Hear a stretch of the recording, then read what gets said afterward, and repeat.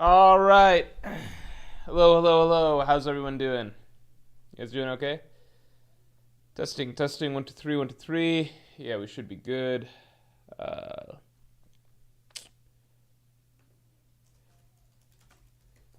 All right. All right. Good stuff, everybody. Good stuff. Here we go. This should be an interesting chapter predictions. Because I have no idea what the fuck happens next chapter. Genuinely, no. There's no point. We made it. We made it. I have to do this with you guys every time. We made it. Here. Look. Gotta do this shit every time. Move this over. You guys should be celebrating that we made it in time, but instead you guys try and get me. You guys just try and get me. You guys are like, oh, you try to act like we're on a different team. Okay, look, I've been live for a minute, 12 seconds, right?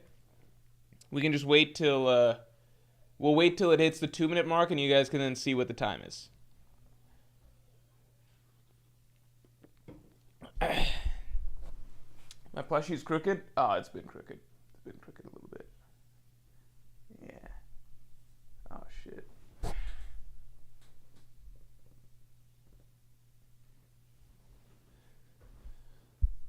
All right. You guys happy now? Oh, well, the time hasn't passed yet, but you'll see in a second. You'll see in a second. We should all be celebrating together every time the stream starts on time. I don't want to feel like a me versus you guys mentality. I want to feel like we're all in unison, you know? Look, been live for 2 minutes and 2 seconds, and the time does not change till, let's see, it still hasn't changed. Okay, there we go. There we go. So, I beat it. It's tight, but I beat it. All right. Continuing on. Count Dogula, thanks for the 2. Prediction, the Gods Knights change their minds and leave. I don't think they're going to do that, but I do believe that... I do believe... that would be nice, wouldn't it? That would be really convenient. I don't think that's going to happen, personally, but... I think it's very possible that the situation in Marijua could drive the Gods Knights to head out a little bit earlier. I don't know if that'll happen next chapter. Here, let me get you up. Let me put you up. Here we go. Hold on. Let me set up the whole thing. Also, let's get the stream likes to 50 real quick. Eagle Train, thanks for the 2. Hey, Morge, I'm here for Miss Super Chat. He passed away sadly. What? Oh, my God. Hold on. Eagle Train is a Miss Super Chat. Also, Jerence Rambo. 2 Miss Super Chats from the ending of 1150's discussion stream. Hold on, let me see what your super was. I'm sorry, man. Now I don't know what even... I gotta go back and read. Give me a second. I'm sorry, man. I don't know 100% what I'm responding to here just yet, but it does sound sad. Okay... So Eagle Trend said, oh, I'm sorry, your cat. My cat Whiskers is getting euthanized soon, and it's painful to imagine. I'm starting to understand your pain with Paco, and I appreciate you sharing your story. Yeah, it's really, really, really sad, because even if you... I think it depends on the person, how it goes down, but I'm sorry you had to go through that. I know for me, because we had already been planning to euthanize Paco for a good 6 months or so, or something like that, I want to say. And because he was just in such a vegetative state, he also wasn't staying with me. He was staying back home at that point in time. So I wasn't seeing him regularly. So I thought I was mentally basically there.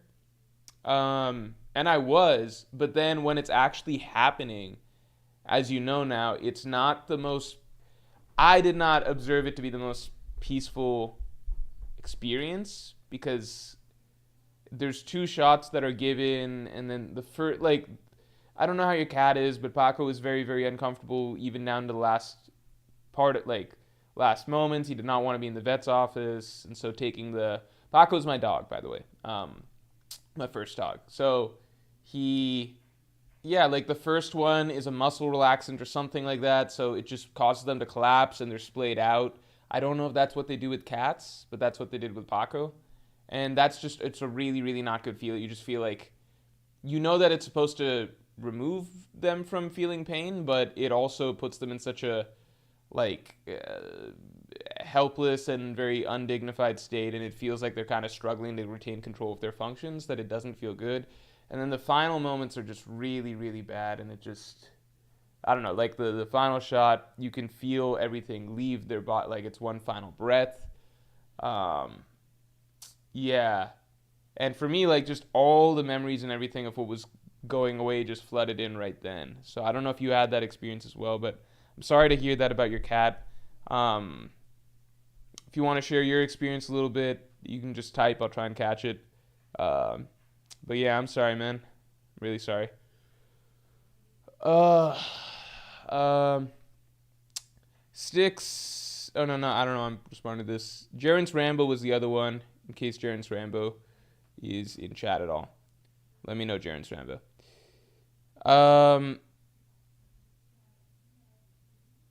Tribolicum, thanks for the 2. 11 is Emu number and 56 is Luffy's. 1156 equals Clash. Oh, that's an interesting idea, but I think that's like a little bit away. I feel like it might happen sooner, but I might be wrong. Maybe next chapter. Well, we'll see. Let me get the stuff up. Let me get the chapter predictions up.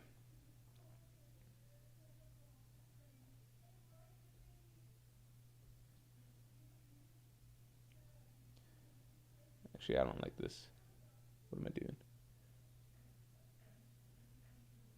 All right. Sorry, guys. 1 second.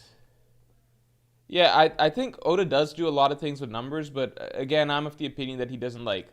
I think it's like, can he make something work? Not he specifically plans the entire story around it. That's my opinion right now, because there's just lots of times that we've had theories in One Piece that this or that's going to happen because it's a certain number, and then it's just like, it's like once in a blue moon, something very specific will happen because of a given number, but it is really, really rare.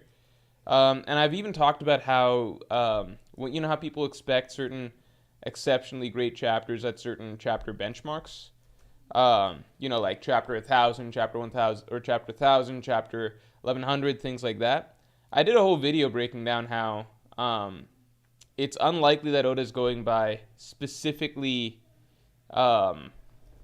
the specific numbers, because that's really, really hard to nail. But I do think that it's likely that he's going... What the hell? Why is the stream settings incorrect? That's not right. I'm sorry about that. What's going on here? Something is off.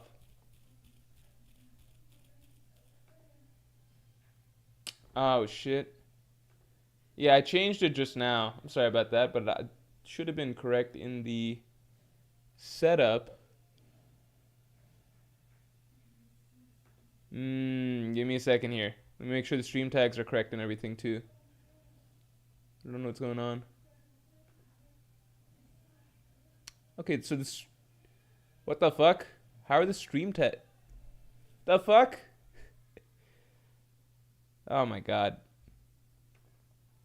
What is going on here? No, I guess the stream tags are correct. Alright, it should be fine. Sorry about the title mess up.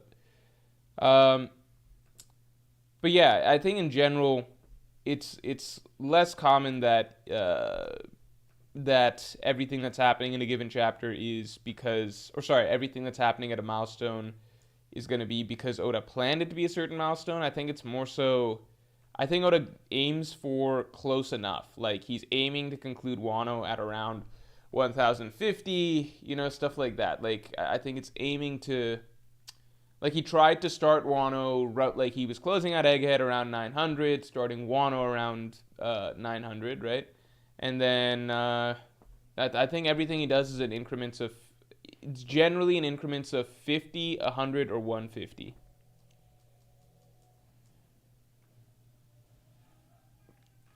All right, because if you just look at how chapters are spaced out, generally you'll notice that like 50, 100, 150, That's where all the benchmarks are, right? 600, that's where I did a video talking about this, right? But 600, that's where Fishman Allen starts. 650, Fishman Allen ends.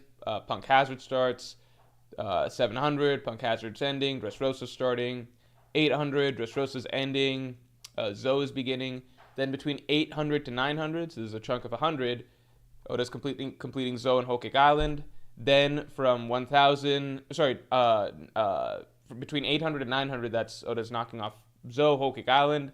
Then 900 to 1050, he's doing Wano. Then it seems to me like 1050 to 1200, he's going to complete Egghead and Elbaf, because I feel like Elbaf's probably going to close out at 1200.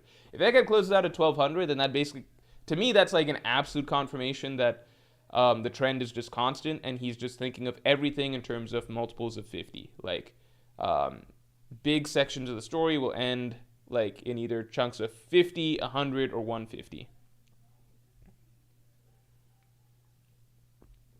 All right, let's get the stream likes up to 50 real quick because we just fixed the stream title. What's going on here? All right. Sorry, catching the predictions in 1 second. We'll be jotting them down.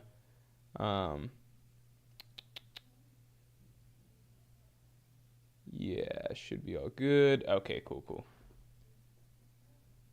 All right.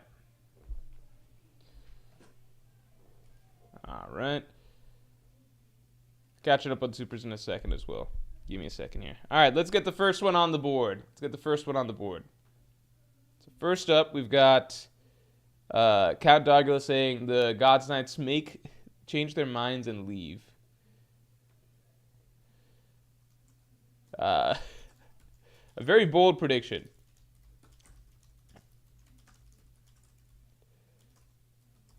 Why am I doing in all caps? Do I always do in all caps? First, let me rename this. Should be 11.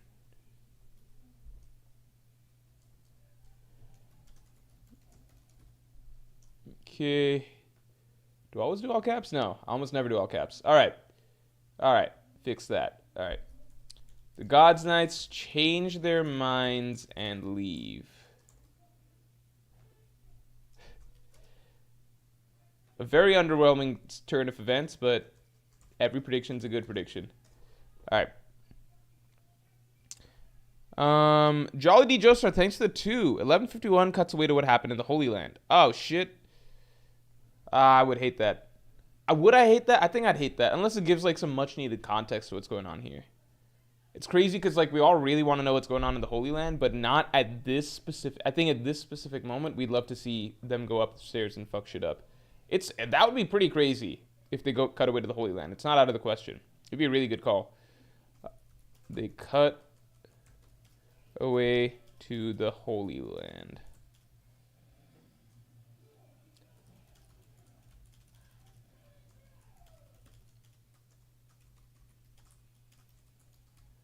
All right.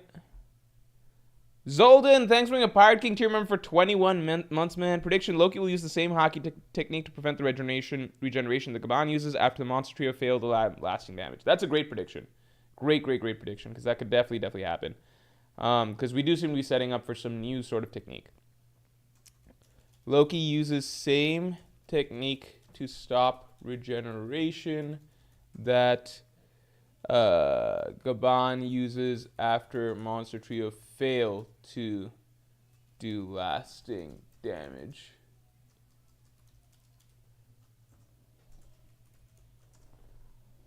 Bingle the Oop, thanks for being a Yonko tier member for 32 months, man. The theory that Harold was reversing seems highly likely. Very likely. It would be another direct parallel to our first real taste of Celestial Dragons usurping with Doflamingo. That's true. I'll put that down as a prediction, even though you're not necessarily saying it's a prediction. Harold was reversed. Yeah, because who's even going to believe Loki at that point? Only now will they believe, because it's another parallel to, like, nobody in Dressrosa understood why Riku would be doing this, so they just assumed that it must be because he's bad, because the story just doesn't fly, right? It just doesn't make sense. But Harold, being reversied now that all of Elbaf is experiencing this, right? Like the same way all of Dressrosa explained, not all, but like many people in Dressrosa experience being turned into puppets when Doflamingo put up the birdcage. Same thing here. Vinny, thanks for the 3. The gain's coming through, huh, Morge? I have been better at going to the gym as of late. Actually, pretty good. I think I've been pretty consistent. The last, yeah, I think I've definitely been pretty consistent lately. So that's good. But at the same time, I'm. One sec.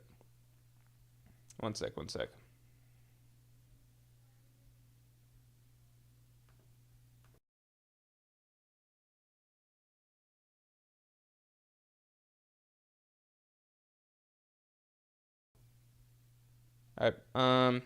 What was I saying? What was it?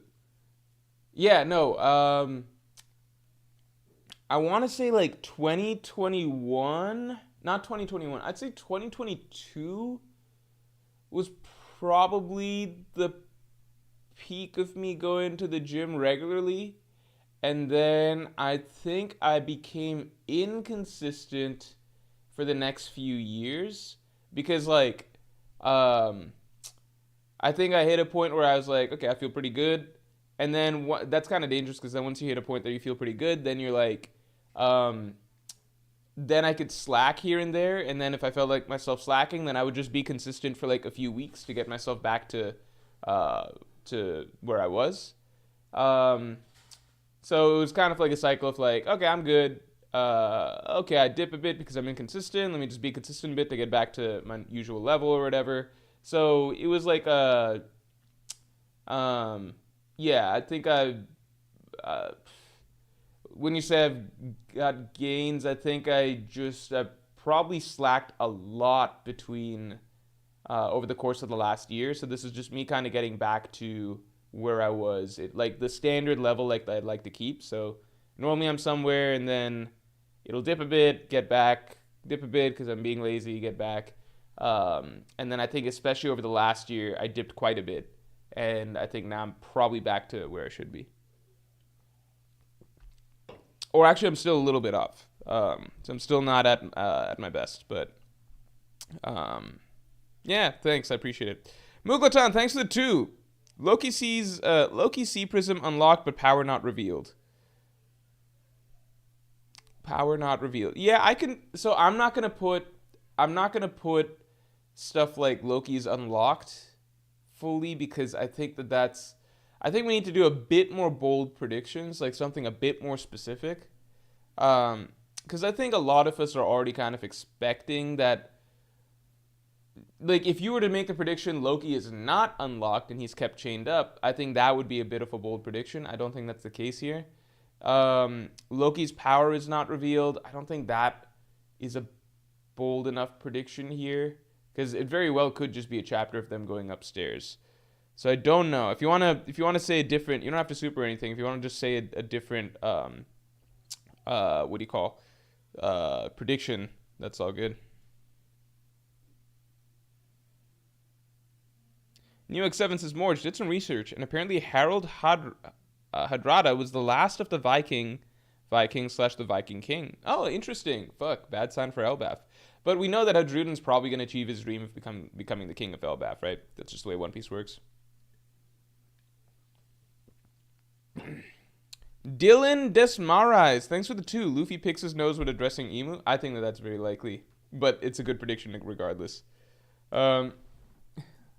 Luffy picks his nose when addressing Emu. Dylan Desmarais. Jolly D. Joseph, thanks to 2. Or a cutaway to Frankie's group. Yeah, they cut away to what happened in the Holy Land. They cut away to what happened to Frankie's group. I think, is that bold enough? I'll put that as a separate prediction for you. You know what? I'll say we get a full scene. So just a simple panel cutaway is not going to cut it. But I'll say we get a full scene, or I'll say we get a large chunk focus on what happened to Frankie's group. I think I feel comfortable saying that.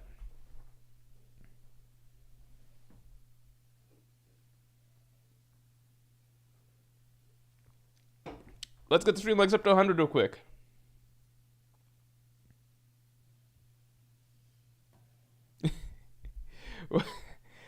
Dandelion says, why is the lowest tier sub the Law Jolly Roger? What are you implying? Okay. So I think the lowest tier sub is supposed to be, I think okay, so the tiers are Supernova, Yonko, Pirate King. I think those are the only 3 tiers. Supernova, Yonko, Pirate King. And I think that's fair. So I just picked the one that represents the Supernova. I feel like Law is a great representative for the Supernova. So it's not like an insult to Law. It's just that's what Supernova tier looks like. Supernovas, if anything, it's cool. He gets to represent the whole tier. Count Dogula says Loki runs to fight alone. That'd be funny. That'd be cool. Loki runs to fight alone.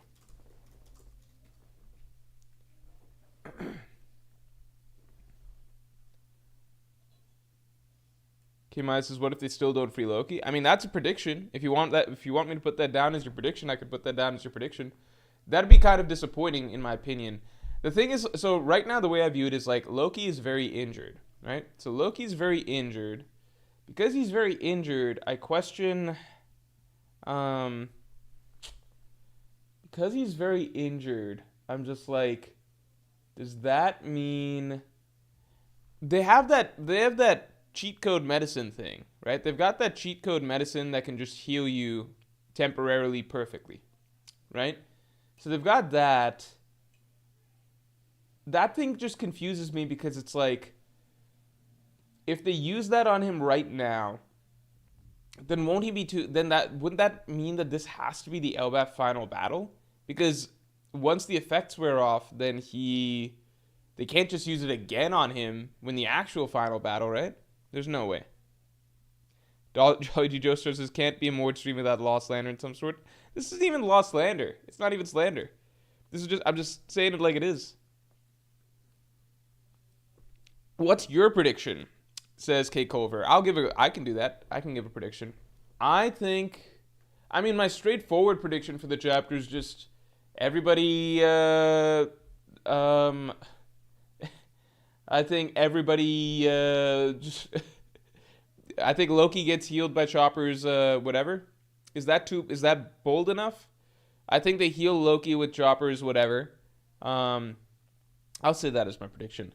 Loki gets healed by Chopper's / Minx super drug, and he's good to go. Fight Morge. There we go. That's my prediction. I do feel like the chapter will be like a big Avengers type thing where everybody just gets together and heads upstairs as a team to take on, the big bad guys. I think this is a really cool setup because I was thinking back, if they heal Gabon especially, it's a really sick setup because so the roof was hyped because that was like Luffy, Zoro, Law Kid, Luffy, Zoro, Law Kid, Killer, right? And that was kind of like a cool team up against the 2 Yonko. But this is way cooler, right? Like, this is a totally different level because now you have Luffy who's like way stronger than he was back then, and Zoro who's way stronger than he was back then, Sanji who's definitely better than Killer by a long shot, right? And then Loki who's probably not that far off from Yonko Luffy at this point, right? So the lineup that they're setting up there, and then if you've got Gabon in, then it's just an insane lineup, right? So I think this would be kind of like Roof Piece, but 2.0. Roof Piece 2.0 with a even bigger batter squad that's being sent up there.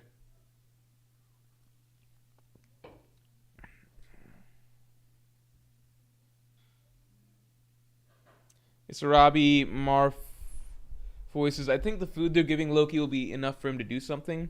Yeah, but I don't want him to just be able to do something. I want to see Loki at full capacity, because I think it'd be kind of a weak debut if the first time... Loki's been hyped up so much.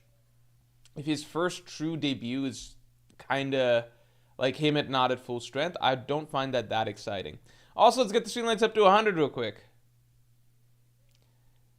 Popstalgia says, have never been able to tune into one of these. Congrats. Thanks for coming through for the first time. I hope you're having a good time.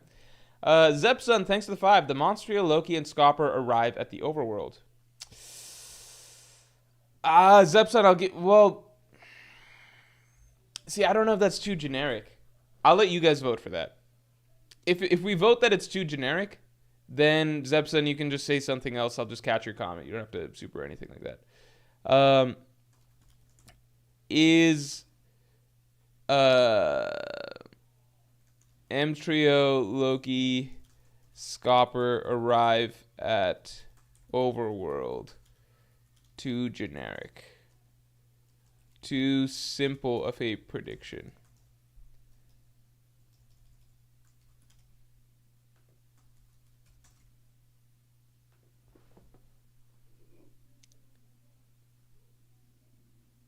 Nostalgia says, excitedly see Loki's full skill set. Yeah, I think Loki's an underestimated character potentially. I'll tell you why in a second. Party McFly, thanks for being a Pirate King tier member for 26 months, man. Hey, Moid, you have to check out this fan-made fight that was uploaded today on the NDJ, by NDJ on the subreddit. It's incredible. I'll post it in chat because I can't send links. Also, Emu flips Kuma. Holy shit. Emu flipping Kuma would be fucking insane. That is such a cool prediction. The fact that characters can be flipped now is it just opens the gate for so many things. Maybe Mihawk gets fucking flipped or something like that. Mihawk getting flipped would be kind of neutral, but he would still be like an emu puppet at that point. Okay, so Zepzun, they're saying that's too simple for prediction. Just comment a new prediction, and I'll put that up. And people shout it out if you see Zepzun's comment. Okay. Yeah, Party McFly, today's the last day to get in your Pirate King predictions, so please do that if you have not gotten a chance to do so yet.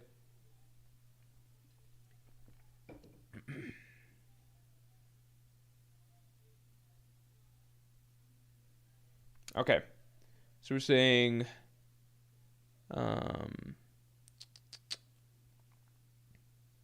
Emu flips Kuma as your prediction. Sorry, I knew you had a juicy prediction. I was just, for some reason, I was struggling to find what it was. Party McFly. Okay, so I have to go to the One Piece subreddit and look up a fan. Is it the Luffy Crocodile one?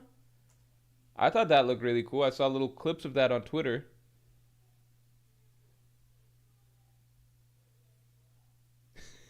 Sorry, I just saw some funny video. Non-canon Luffy versus Blackbeard animation? Oh, shit. This looks cool. All right, guys, we're going to watch this real quick. We're going to watch this. Quick breather to react to this. And I can't get copyright struck, I think, because it's just the way it is. All right, here we go. You guys ready? Yeah, I don't think I can get copyright struck from this because it's just a Reddit thing. Do I want to put in headphones and shit? I'll put in headphones. If I get somehow copyright struck off of a Reddit post, I don't even know what to... Something's wrong with YouTube at that point. Also, let's get the stream likes up to 100 real quick. This looks cool.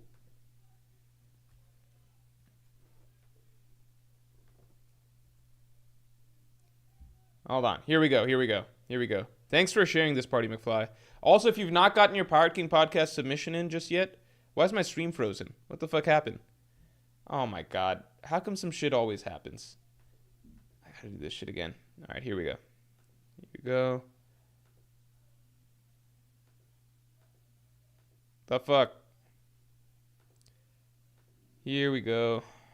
Adding this shit for the 50th fucking time.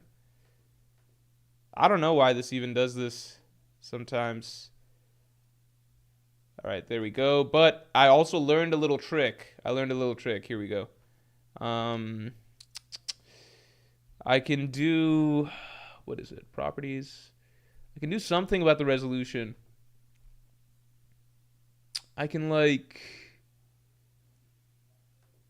Maybe I do the gear icon. So I can change the resolution. Here we go. Custom. 1920. Yeah, maybe this will work. Did that do it? Okay, I did it. All right, good shit.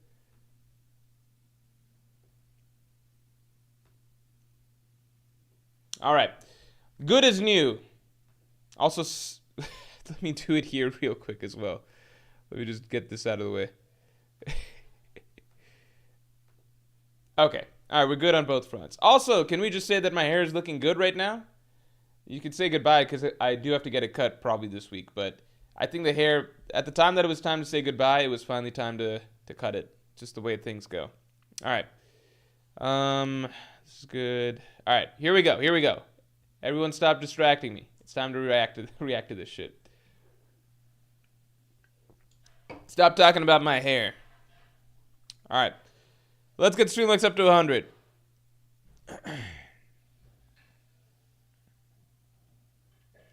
Here we go. Here we go.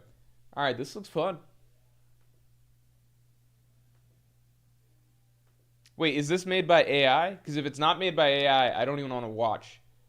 I only enjoy the AI animation these days. We'll see. Let's see. All right, good shit.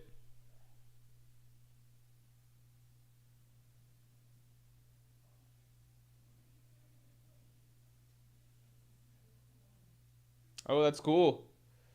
That's cool stuff. Reminds me of Zoro King.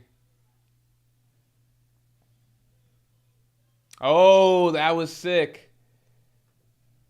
That was sick. I'm going to headcanon that this is Blackbeard's awakening. Blackbeard would not be able to throw punches with Luffy like this.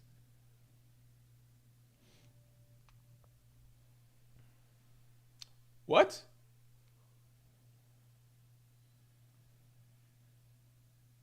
That is hilarious. Flashbangs or whatever.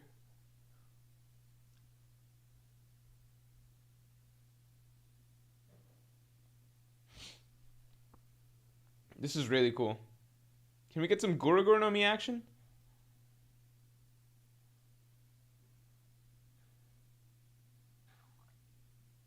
This is very fluid. This is so cool. Holy shit. Oh, this is sick.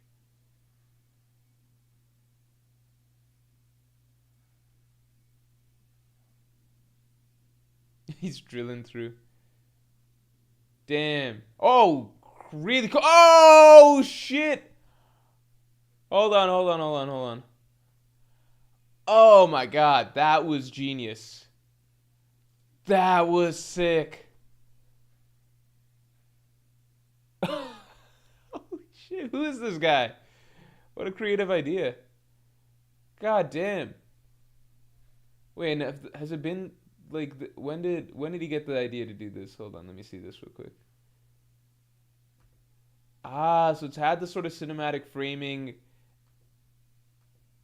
ever since we came out of this point, out of the darkness, really. And then he creatively tapped back into that thing of this moment. That is super sick. I hope the One Piece anime thinks of something like that. Oh, shit.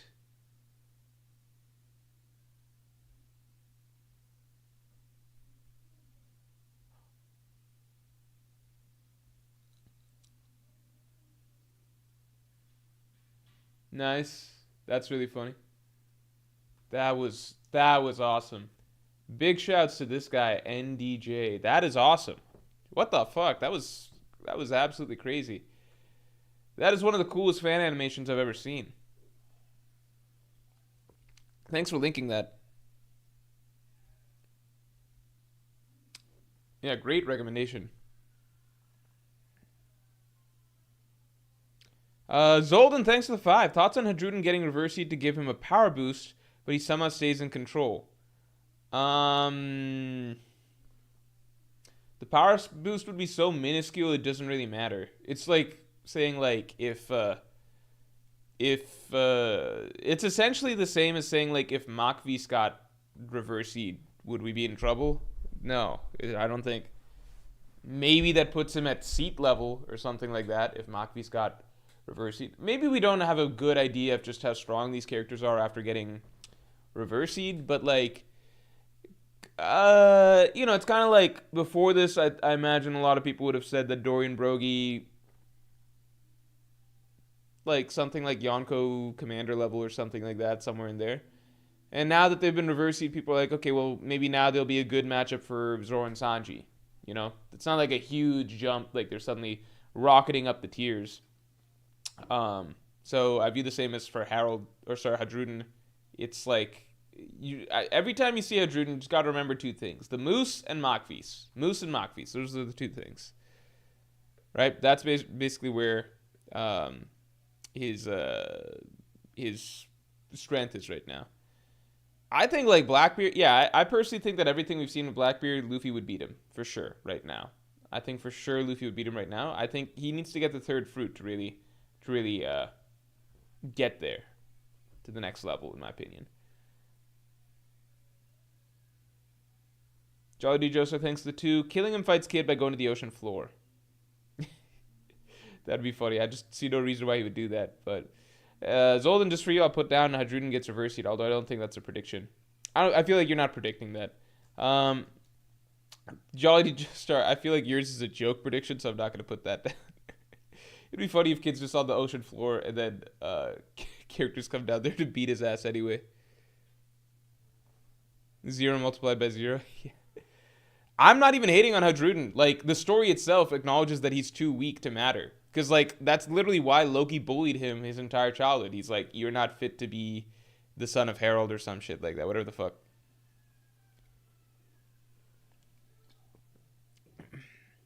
Muglaton, thanks for the 5. Just put Loki still chained up for the other one, plus 2 more.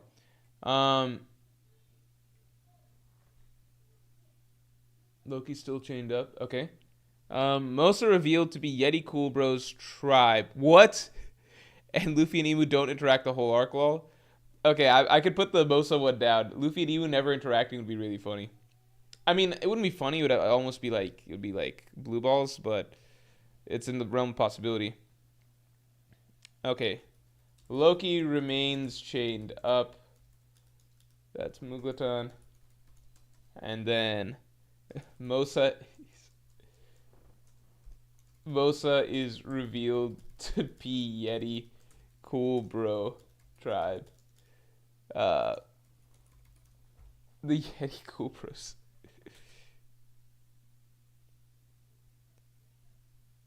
The Yeti Cool Bros were effective, though. They took out, like, Zoro, Sanji, and Brook or something like that. Tiptoe2910, thanks to the 2. Strahd Grand Fleet will arrive. That is a bold prediction. I think that might be the boldest prediction so far.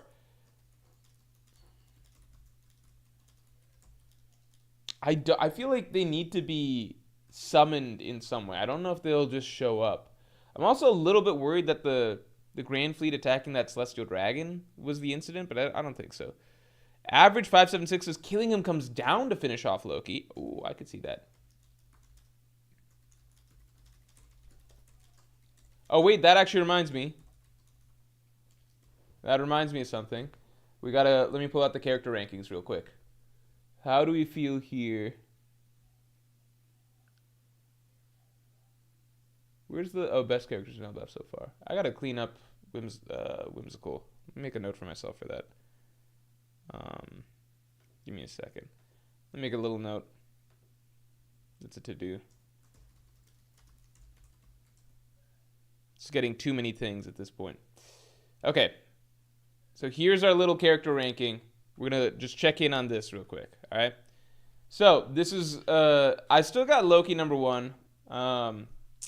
Favorite character there so far. I got Scott Gabon number 2. Gunko. Yeah, I like Jarl quite a bit, though. Jarl's had some moments.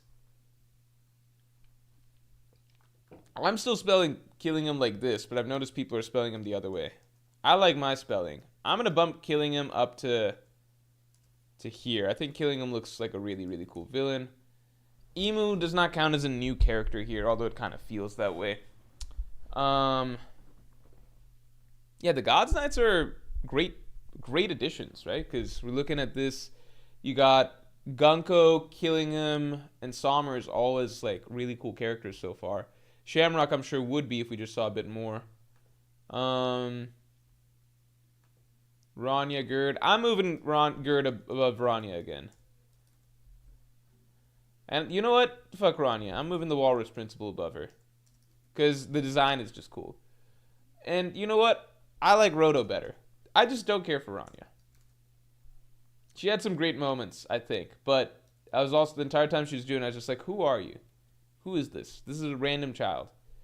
And I feel comfortable with the rest of the rankings. I don't even remember who Mata. Oh, Mata was the woman at the bar.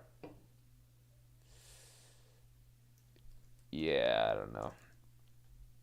Okay. Good stuff. I like the ranking right now. I like where the ranking's at. I think the ranking's in a good place. I think this is healthy. All right. Continuing on. Oh, wait. I should fucking rank Mosa, right? Do we rank Mosa at this point? I can rank Mosa. I'll get Mosa in there.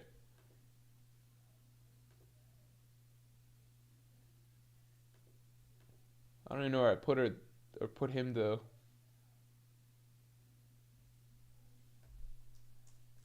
There we go. All right. Good stuff. Anyone else I need to rank? No, right? Yeah. Okay. Joao Porto, thank you for the 20. Damn, man, thank you. Do you think Blackbeard has Conqueror's Hockey? His portrayal makes it seem like he doesn't, constantly scared, running away, etc. But it's such an important power-up that I can't see him not having it and still being a serious threat. That is the question. So for me, the feeling is like, why is Oda writing Blackbeard as this character who is getting fruit after fruit after fruit? It's like a route that no other character really seems to be able to take, which is eating multiple devil fruits. And not just multiple devil fruits, he has arguably the strongest Paramecia, and arguably the strongest Logia, if you just look at what the effect is and how it works against all other Logias and other devil fruits, right? I would not be surprised, again, if he ends up taking a final Zoan. I still think Blackbeard's killing Loki, but let's pretend he's not. At the very least, we know that he's going to get probably one final really powerful fruit that's really, really strong, right? So to me, it's just, I feel like there's some level of symbolism there, which is that Oda is not necessarily going the route of really strong, he's going a very specific route with Blackbeard so far, which seems like Blackbeard is this guy who's kind of just picking up the power-ups as he goes.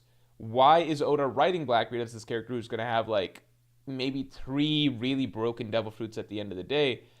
I feel like it's to have a contrast with Luffy, whose power is ultimately, like, he's got a really good fruit, obviously, but, like, the final conversation Luffy had with Kaido, as Kaido is beating his ass at the very end of it, was Kaido talking about, like, how at the end of, like, to really be the Pirate King, this is paraphrasing, right? But to really be the Pirate King, it's your hockey, your Conqueror's Hockey, that's what makes you the king, right? That's really it at the end of the day. I feel like the simple fact that Blackbeard's being written and built up as this character that so far the thing that's been emphasized is devil fruits, and he seems to view like getting more devil fruits as the way to get stronger. I don't know if he would or wouldn't have Conqueror's Hockey, but if he does have Conqueror's Hockey, I don't think it'll be... I feel like it would be more symbolically fitting if he didn't have Conqueror's Hockey at this point. But it does raise the question of then, how does he compete with Luffy, especially if Luffy's Conquerors is really strong at the end of the day? I think having the 3 fruits could just do it. I think that could be good enough, because the way I view Blackbeard at the moment is just with 2 devil fruits, right? And he does have armament. We know that. And his armament's pretty solid. It blocked a slash that can cut a mountain. So my view right now is basically like, if he is already at a point that I view him as kind of like a Yonko light, like he's not quite, I don't think he's like Kaido or Shanks or Big Mom. I don't think he's beating them 1v1. I view him as like Yonko light, like he's probably close, but not quite there. I view his performance against Law, even with his whole crew ambushing them, as like indicative of that, whereas I think if you put Kaido or Big Mom in that situation, it's like we even saw from the previous arc, it goes very differently, right? So I view Blackbeard as like a bit under the standard Yonko level, but if you give him one more really, really powerful fruit, and this one likely would be, in my opinion, like some crazy powerful mythical Zoan, and that is probably the area that Blackbeard lacks the most, like speed, general physical fighting ability and stuff. A really powerful mythical Zoan could help him in that regard. We still haven't seen like Yami no Mi Awakening, which Oda could make like really fucking broken and such. Guru Nami Awakening as well. So I think we still have not. I feel like Blackbeard is going to be a character that at the end of the day is going to be like, holy shit, he's got 3 Devil Fruits, not the Conqueror's Haki thing. I think he's trying to go the alternate route. I personally feel like that's the direction, but I might be wrong. So I got a few to catch up on now. Let's get the stream likes up to 100 because we're almost there. Random guy 123, thank you for the 10. Robin frees from the thorns to go save the library. I love that prediction. Also, how cool would it be seeing 2 versions of Nika teaming up to fight the authority that controls the entire world? That already happened last arc. But, you know, maybe Oda makes it a thing every arc. I'm just kidding. I do think it would be cool seeing Luffy and Loki like that. But we did already get the... I don't think I need to see multiple, like... Every arc we get a new twist on Nika or whatever, but maybe that is partly the idea. I like the idea of Luffy and Loki doing that just because I'm excited for Loki as a character and him being an alternate version of Nika. So I like the idea. It does also feel like a little bit like it's getting repetitive now, though, if that's the case. But I guess we wait and see. Robin escapes Thorns to go save library. That's a really good prediction. Random guy 123.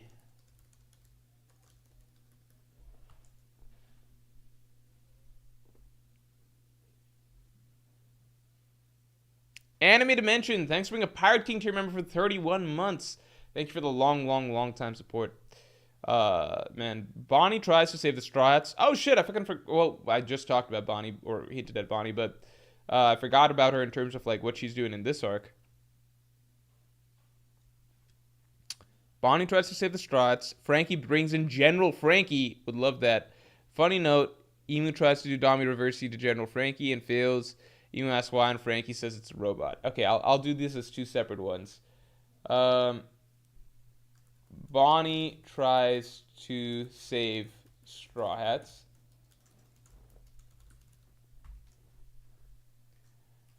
Frankie busts. Is he already in General Frankie? No, right?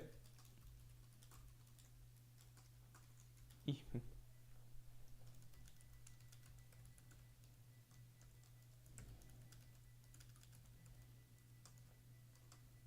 can't Dami Reversi because it's a robot.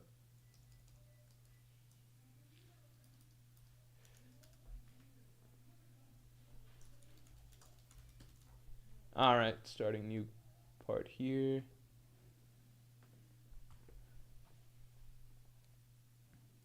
Zepson, thanks for the 2. New one. Emu tries to flip someone and fails. Yeah, let's put that in. Emu, I think that's a good guess. Emu tries to flip someone and fails.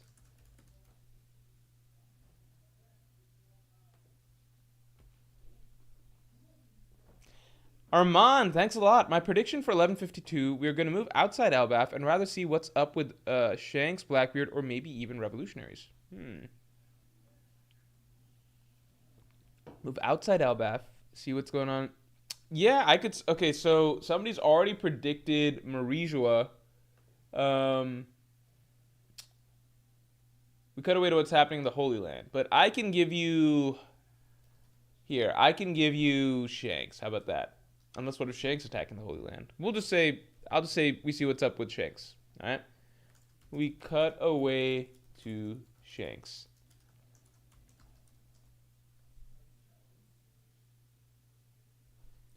Or I'll say we cut away to Shanks. Because you got to be a little specific. You can't just say... You can't name all the characters. Shanks, Blackbeard, Revolutionary. So I'll give you Shanks. How about that? Jolly D. Joseph, thanks for the 2. Future prediction, Killingham's Devil Fruit is taken by Blackbeard. Oh, shit. That'd be cool. I don't think that'll be the fruit that Blackbeard gets, but like maybe one of the Blackbeard pirates takes that fruit. Because it fits. It's a really good, symbolically fitting fruit. Canute Worgen, thanks for the 2. Prediction, Loki rejects the drugs because he's him. Oh, that would be sick. They offer Loki healing drugs. He rejects them. That would be sick. But then we don't see full power Loki, but I don't know. It's still pretty cool. Oh, JWP, thanks for being a Pirate King tier member for 30 months, man. Holy shit.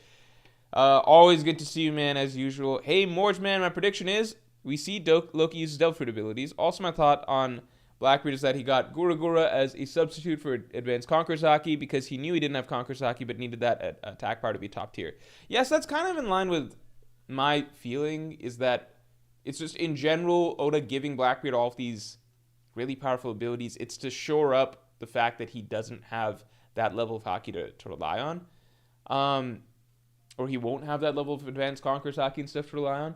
And the Guru Guru no Mi is visually and like just power-wise very similar to how Advanced Conqueror's Haki works. Like this, it just amplifies your punching power a lot and creates a sort of like shockwave around it.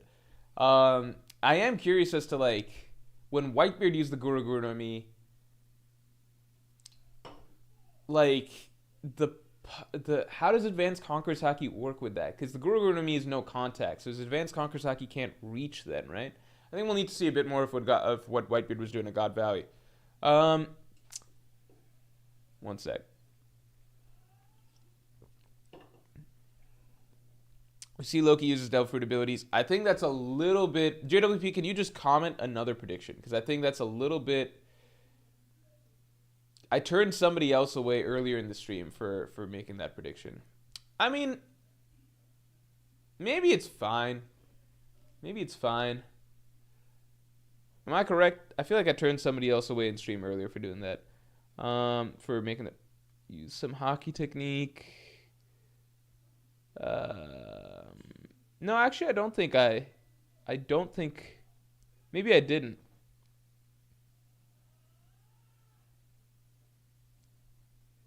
No, I think that is a specific enough prediction. I think I was mistaken. Because I just skimmed, I don't see that. Okay, Loki uses his Devil Fruit. Because that is kind of bold. We don't know if Loki's going to fight or not yet next chapter. I think I got that mixed up with something else.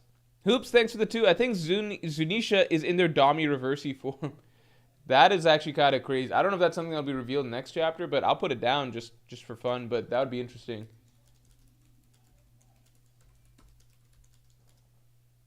Yeah, like a lot of people speculated that Emu transformed someone into Zunisha, and I think that could very well be the case. This would be how it happened, right? MO8. Oh shit. No, never mind. I had a stupid prediction. MOH, thanks for the 5 prediction. Mosa is from the Heaven Realm and is created space pirates from NL cover story. NL is the threat Mosa fears. Look, if you're right on that, that's fucking insane, but I don't think that's the case. I think you might be right. Mosa is in Heaven Realm. Mosa is in Heaven Realm. So I'll give it to you if you turn out to be right on that. And is from Space Pirates. And NL is the threat Mosa fears. And Crust, thanks for being a Pirate King tier member for 22 months, man. Hi, Morge. What manga do you plan on reading next? Prediction: Emu sees Gear 5th, and it reminds him of Joy Boy. We get a silhouette or speech bubble from Joy Boy. Oh, Emu getting a flashback to Joy Boy? Yeah, I think that could be good. Emu sees Gear 5, and gives him minor flashback to Joy Boy. I think that's a good prediction. As for the next manga, let's see. I had a few options. Here we go. It's actually under late penalties is where I would keep it. Let's see. I had... Oh, Sakamoto Days. I don't think I'm going to read Sakamoto Days anymore. People were really clamoring for me to read Sakamoto Days at one point, and now it's just died. Almost no one tells me to do that. So I guess Kingdom, Vagabond, or Kagurabachi. I might even read Kagurabachi first because it's probably the shortest. But Kingdom and Vagabond will be the next 2 manga that I read. Fuck, where'd this shit go? Here we go.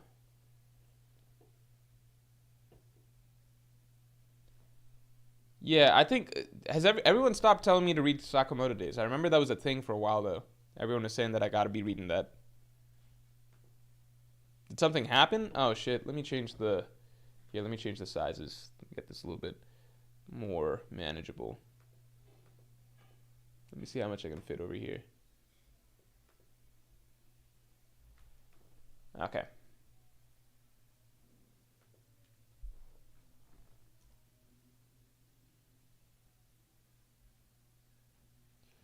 Mavahad Sadegi, thanks for the 2. Luffy Gear 5 will punch Emu, making him a cartoon.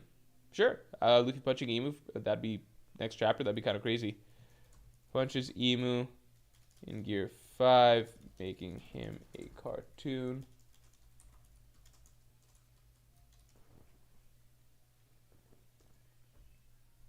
Scopper asks Luffy to save his son, says Zepson. Yeah, I could see that.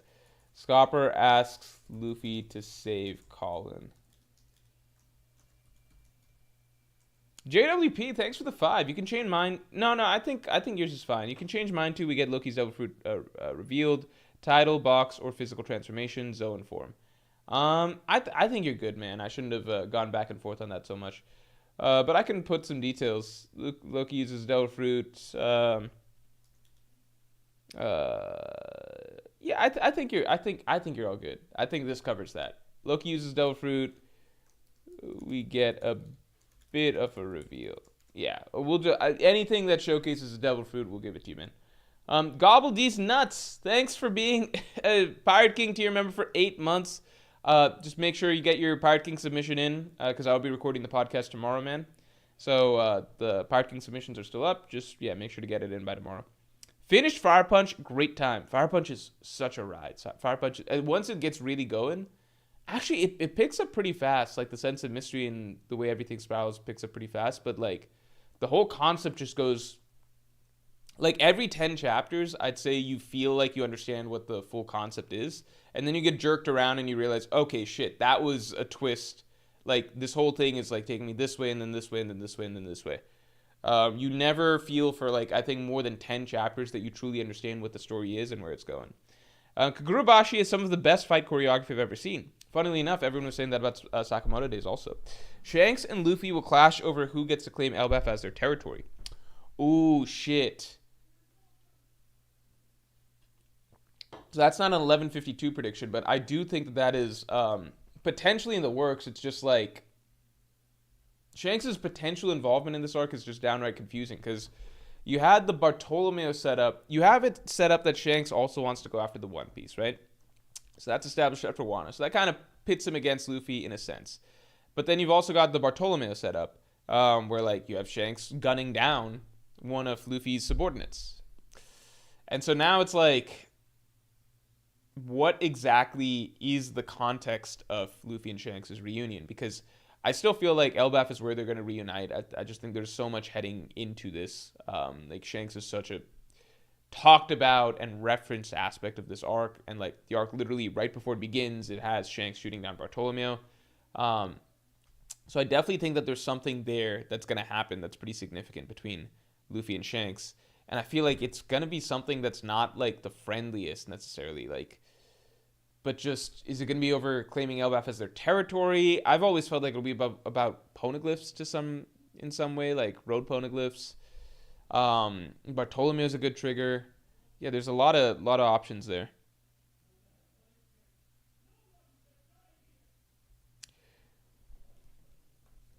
The JM Lou 11, thanks for the 5. Not prediction, but Emun's Demo Power could be used for buffing Blackbeard's crew down the line, giving them boosts desperately needed. Not sure how it fits with the end.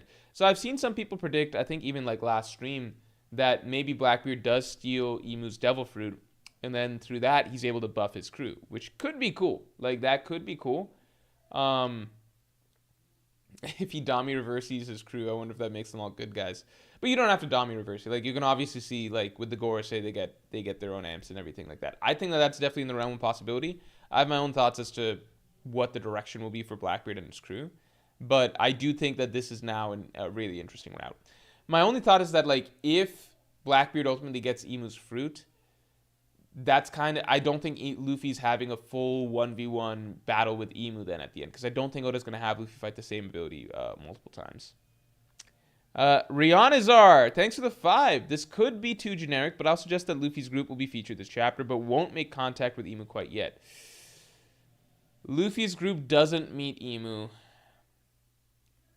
I don't know if that's too generic. I'll leave that to the people. it's just very open-ended because like it's entirely possible the chapter is spent like grouping up and then getting ready to go there. Like maybe people expect that next chapter they'll be doing that. Maybe some people expect that next chapter they'll be barging in and getting in on the action. Is Luffy's group won't will be featured but won't make contact with Emu. Too generic a prediction. Yes, no.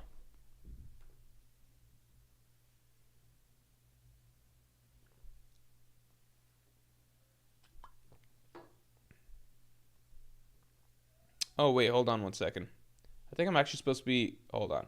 I might be supposed to be talking to Justin Holland right now. Give me a second.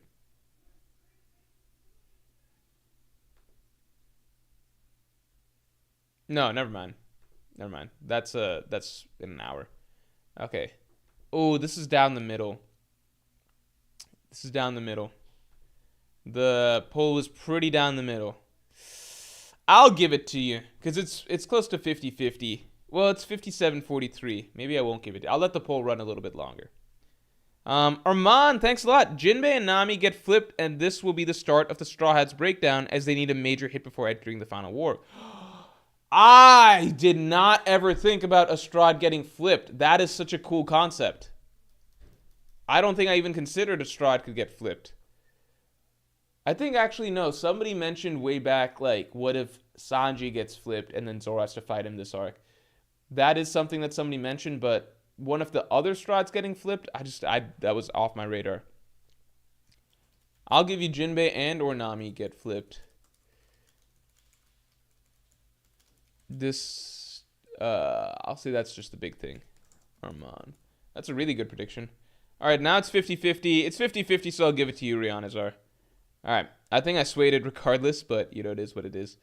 Luffy's group will be featured but won't make contact with Emu yet. I think it's on the line. I think it might be too generic, but maybe it's fine.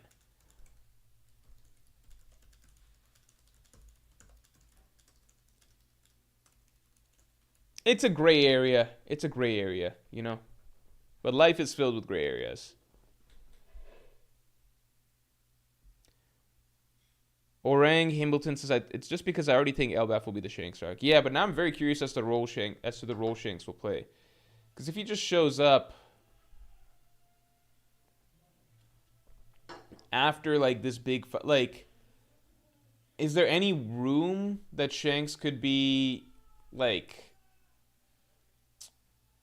Just don't know if there's any room for Shanks to be like having an actual confrontation with Luffy in this arc. Because you have to team up to fight Emu at the end of the day, right? That's the big bad of the storyline. So if there's no room for that, then I'm just like, where does Shanks really fit in here?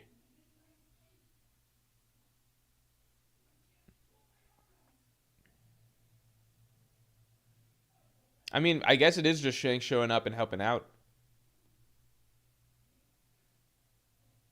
Rihanazar says maybe won't make contact with any Holy Knights. Yeah, I think that's a bit more bold. Let's do that. With Emu or any Holy Knights. I think that's good.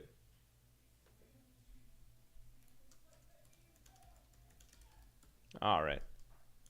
There we go.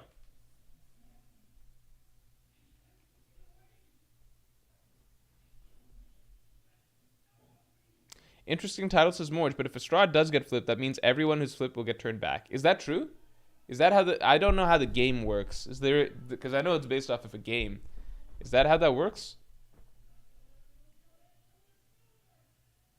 If one of the Strads gets flipped, it'll just be Enies Lobby 2. Marijoa will become Enies Lobby 2.0.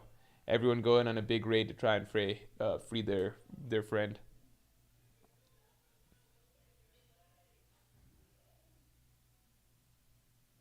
Luffy gets cooked and the dragon appears.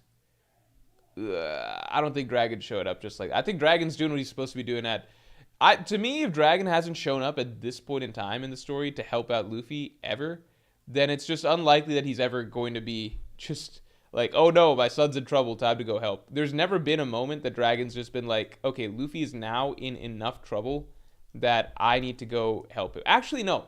Loketown, I'm sorry, his first appearance, Loketown, but that's even a complicated situation because he just wanted to see his son, and it happened to be that Luffy was in trouble, therefore Dragon helped him. But that's not the same as like Dragon specifically like actively trying to go find and look out for his son, you know, over the course of the rest of the story. Sorry, just reformatting a little bit here.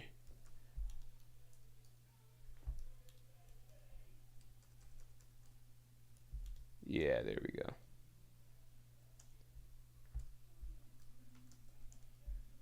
This is good. This is good. Yeah, okay. Everything else is one line. All right, cool, cool. All right, now we cleared up some space. Leaf Dix says, is it a break week? Yes, which is why we're doing the predictions here. Oh, how was the episode? Did we get a good ass episode this time? When is that Ginny episode? Dragon is actively using his son as bait, possibly to attack Marijua. Yeah, it's possible. Yeah, was there an episode this week? Rihanazar, thanks for the 10, man. If Emu flips are actually like Othello and can be reversed according to the rules, could Usopp's moment come from outsmarting Emu in this game to unflip the giants? Whoa, that is an awesome prediction. I love that prediction. That is a really, really good prediction. I love that. That's a phenomenal prediction. That's a really, really cool idea. I don't know how the game itself works, so I can't speak to the accuracy of that. But we do imagine that the Giants will likely be flipped by the end of all of this. And Usopp saving his masters, Jory and Brogy, and the entire Giant Warrior Pirates, I think that'd be really, really cool and really bring his story full circle. And Usopp's kind of done this before with, like, Oda likes to have him kind of be, like, the ace in the hole in some scenarios. Like, he's the one that... It's similar to how Usopp turned all of the toys back in Dressrosa, obviously. But like even like Usopp sniping to save Robin, like Oda likes having Usopp sometimes do the one key thing that needs to be done, and that helps because Usopp's the weakest. So like it goes to the idea that like even the weakest can have their impact. Obviously, that's a really good idea. I love that idea.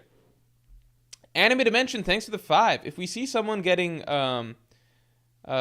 flipped, then I think Bonnie's a good choice. Dark Devil Nika, then Luffy will be very angry and prepares to Holy Land. Ooh. Dark Bonnie? That's very dark, because Bonnie's like a child. Interesting. Yeah, Dark Devil Nika, then Luffy will be very... Oh, yeah, and like Bonnie's power with that sort of evil spin on it, like the potential is very interesting. This week was hard to watch. Oh shit! Did the chapter come out? Oh, it came out. Whew. It was really sad. Did they do the episode really well?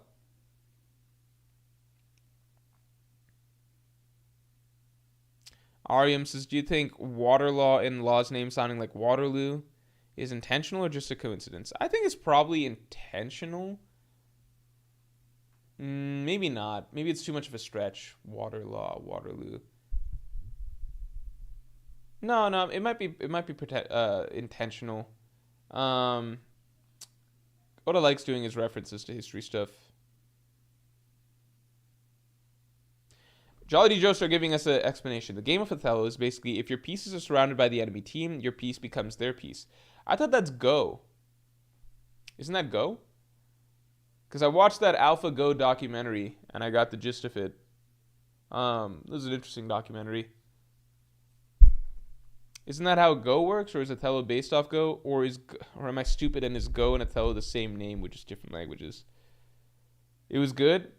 Okay, is the episode so good that I need to react to it, or am I allowed to let it stack up and I just do a big reaction to all the Kuma episodes when the backstory concludes? Because that's my personal preference. I would like to do...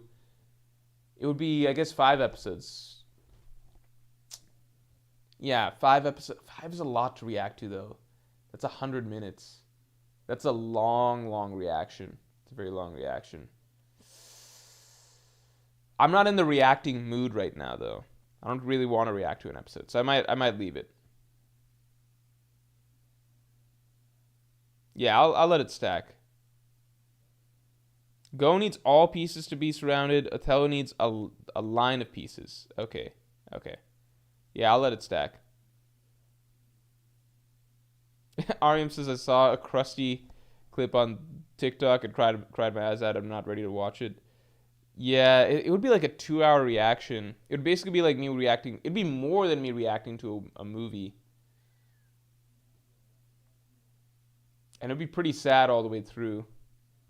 Maybe I'll just do 2 episodes at a time or something like that. Okay, I'll just do the full Kuma backstory in one go. Because the reason being, at the end of the day, I feel like I know myself, and I remember watching the other backstory episodes so far. I know that I would enjoy the flow of emotion more if I'm getting to see the story all in one go. All pieces are removed when they're surrounded by Ingo, not flipped. Gotcha. Morge doing his best PPMD impression by stacking it up. I decided I'm going to play Melee again soon. I decided I'm going to play Melee. I'm going to have a... I feel the urge to play some game.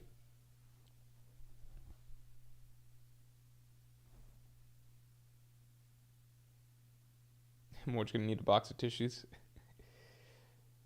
Rihanna says, Kuma Flashback being animated remind me of how insanely good the Kuma Flashback was. Yeah, in the manga. Only thing that would improve it is Oda having the balls to actually kill Kuma in Egghead. No judgment until the Kuma story concludes. That's my view. Not going to judge it till then. Because he still has no brain. It's just, the whole thing is contingent on him continuing to live without a brain, in my opinion. I think that's important. If they heal him, then it's just, I just think that the whole backstory is just not really a tragedy. It's like an idea of a tragedy, but then it's not actually a tragedy. I think Ginny's part is a tragedy. And I think conceptually it'd be really bad if Kuma was turned into, like, if his consciousness was removed forever. But then if, I don't want to get into the whole thing.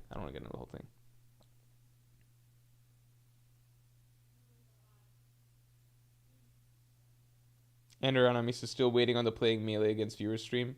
Right now, I'm nowhere near good enough. Right now, I'm nowhere. I haven't played Melee. I know in over a year. I want to say it might be a year and a half. It might be 2 years now. Might be a year and a half to 2 years. I know at least more than a year. So maybe a year and a half to 2 years, something like that.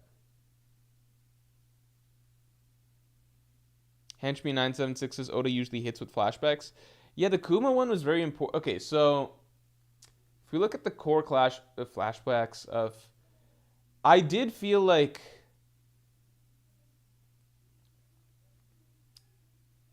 Kuma's flashback was very special for me because I did feel like the strongest flashback for me was, I feel like most of to me, the strongest flashbacks in One Piece were largely pre-time skip.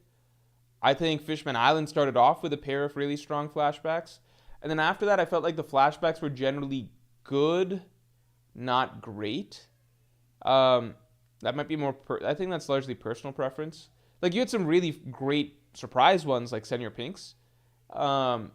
I'm somebody who didn't love Law's flashback. I view it as like, yeah, that's sad, but I view it as I don't view it as like something really new compared to a lot of the things we'd already been seeing. I felt like it hit almost all the exact same beats of standard flashbacks from the past. It's just new kid, new character, stuff like that. I didn't think there was anything very new with Law's flashback that happened. I guess the way it concluded with the Corazon dying while Law is silently screaming, I think that was good, but I didn't feel like there was anything particularly new overall with it. And I genuinely didn't find Law as sympathetic as a kid as I did like Anami, Robin, or Chopper. And then moving on, Sanji's flashback, again, I think good. It's sad. I think I just wasn't drawn in because I think the flashback goes by a little bit quick. I don't think I was drawn in as much with Sanji's flashback. It was sad. It was a good flashback. I didn't find it, like, I didn't find it as tragic as a lot of other ones, because it's basically a sad childhood, but a lot of the Straw Hats had sad childhoods, but then other things as well. Like you get connected to some sort of emotional parent figure over the course of the flashback, and then you watch the kid also lose that parent figure. Sanji's flashback was generally, like, how to explain this? I think One Piece's best flashbacks tend to basically follow this sort of formula, where it's like you put the character in, like, okay, they're in a bad situation, then you give them sort of like positivity or something. Like, let's say Chopper's flashback, right? Chopper starts the flashback off as an outcast, hated by the village, yada, yada, yada. Like, just the first 5 pages of his flashback are really fucking sad. He's being, like, driven out about, like, his fucking tribe of deer kick him out. The village is trying to chase him and kill him. Like, really fucking sad. Then you get the little bit of positivity, because then he meets Hero Look, and then we, the reader, get attached to this new character. And there's, like, this ray of sunlight in this character's tragic life. And then the finale of the flashback is that ray of sunlight being crushed, and then things go even worse than they were at the start of the flashback. Like, it just, it's like really bad, then some good, and then you snatch the good away. That's like Oda's really, his bread and butter with so many of these flashbacks. It's what he always does. He does that pretty much every time, okay? Robin, same thing. Law, same thing. That's just the general thing, okay? Oda doesn't do this, though, when the flashback is very, very short. If it's a very short flashback, like I said, in your Pink, that goes by really quick, then it is what it is. So Sanji's flashback at Whole Cake, it was sad, but it didn't tell, like, a full narrative arc the same way a lot of these other flashbacks did, which is basically, like, it just did the first step, which is, like, Sanji's childhood was sad. It didn't really, like, do a lot. I know his mom died over the course of this, but, like, we didn't really get to see that much over it. It didn't conclude with some sort of profound sense of tragedy. It was just a continuing explanation of, like, Sanji's childhood was sad, and then he escapes. Okay, so it's like a shorter, it doesn't have the same level of, like, full narrative immersive structure as a lot of the other Straw Hat sad child backstories. So that was solid, but not, like, Oda's best work. Then we get to Wano, and Oden's flashback is just a damn mess in that, like, it speeds through so much, and it's really more of a lore and hype flashback than anything for, like, Roger and Whitebeard stuff. And all of Oden and the Scabbard stuff is really fucking sped through. Like, it's just a montage. The entire thing goes by through so fast. But then the last 2 chapters I thought are really strong. I think the Oden boiling chapters are really strong. So it's complicated because I think Oda just sped through all of the important stuff, but he did nail the finale really well, so it's hard for me to rate the Oden flashback. So in general, I no longer was, by the time we got to Egghead, I was no longer of the mindset that, like, Oda's flashbacks are always still 10 out of 10.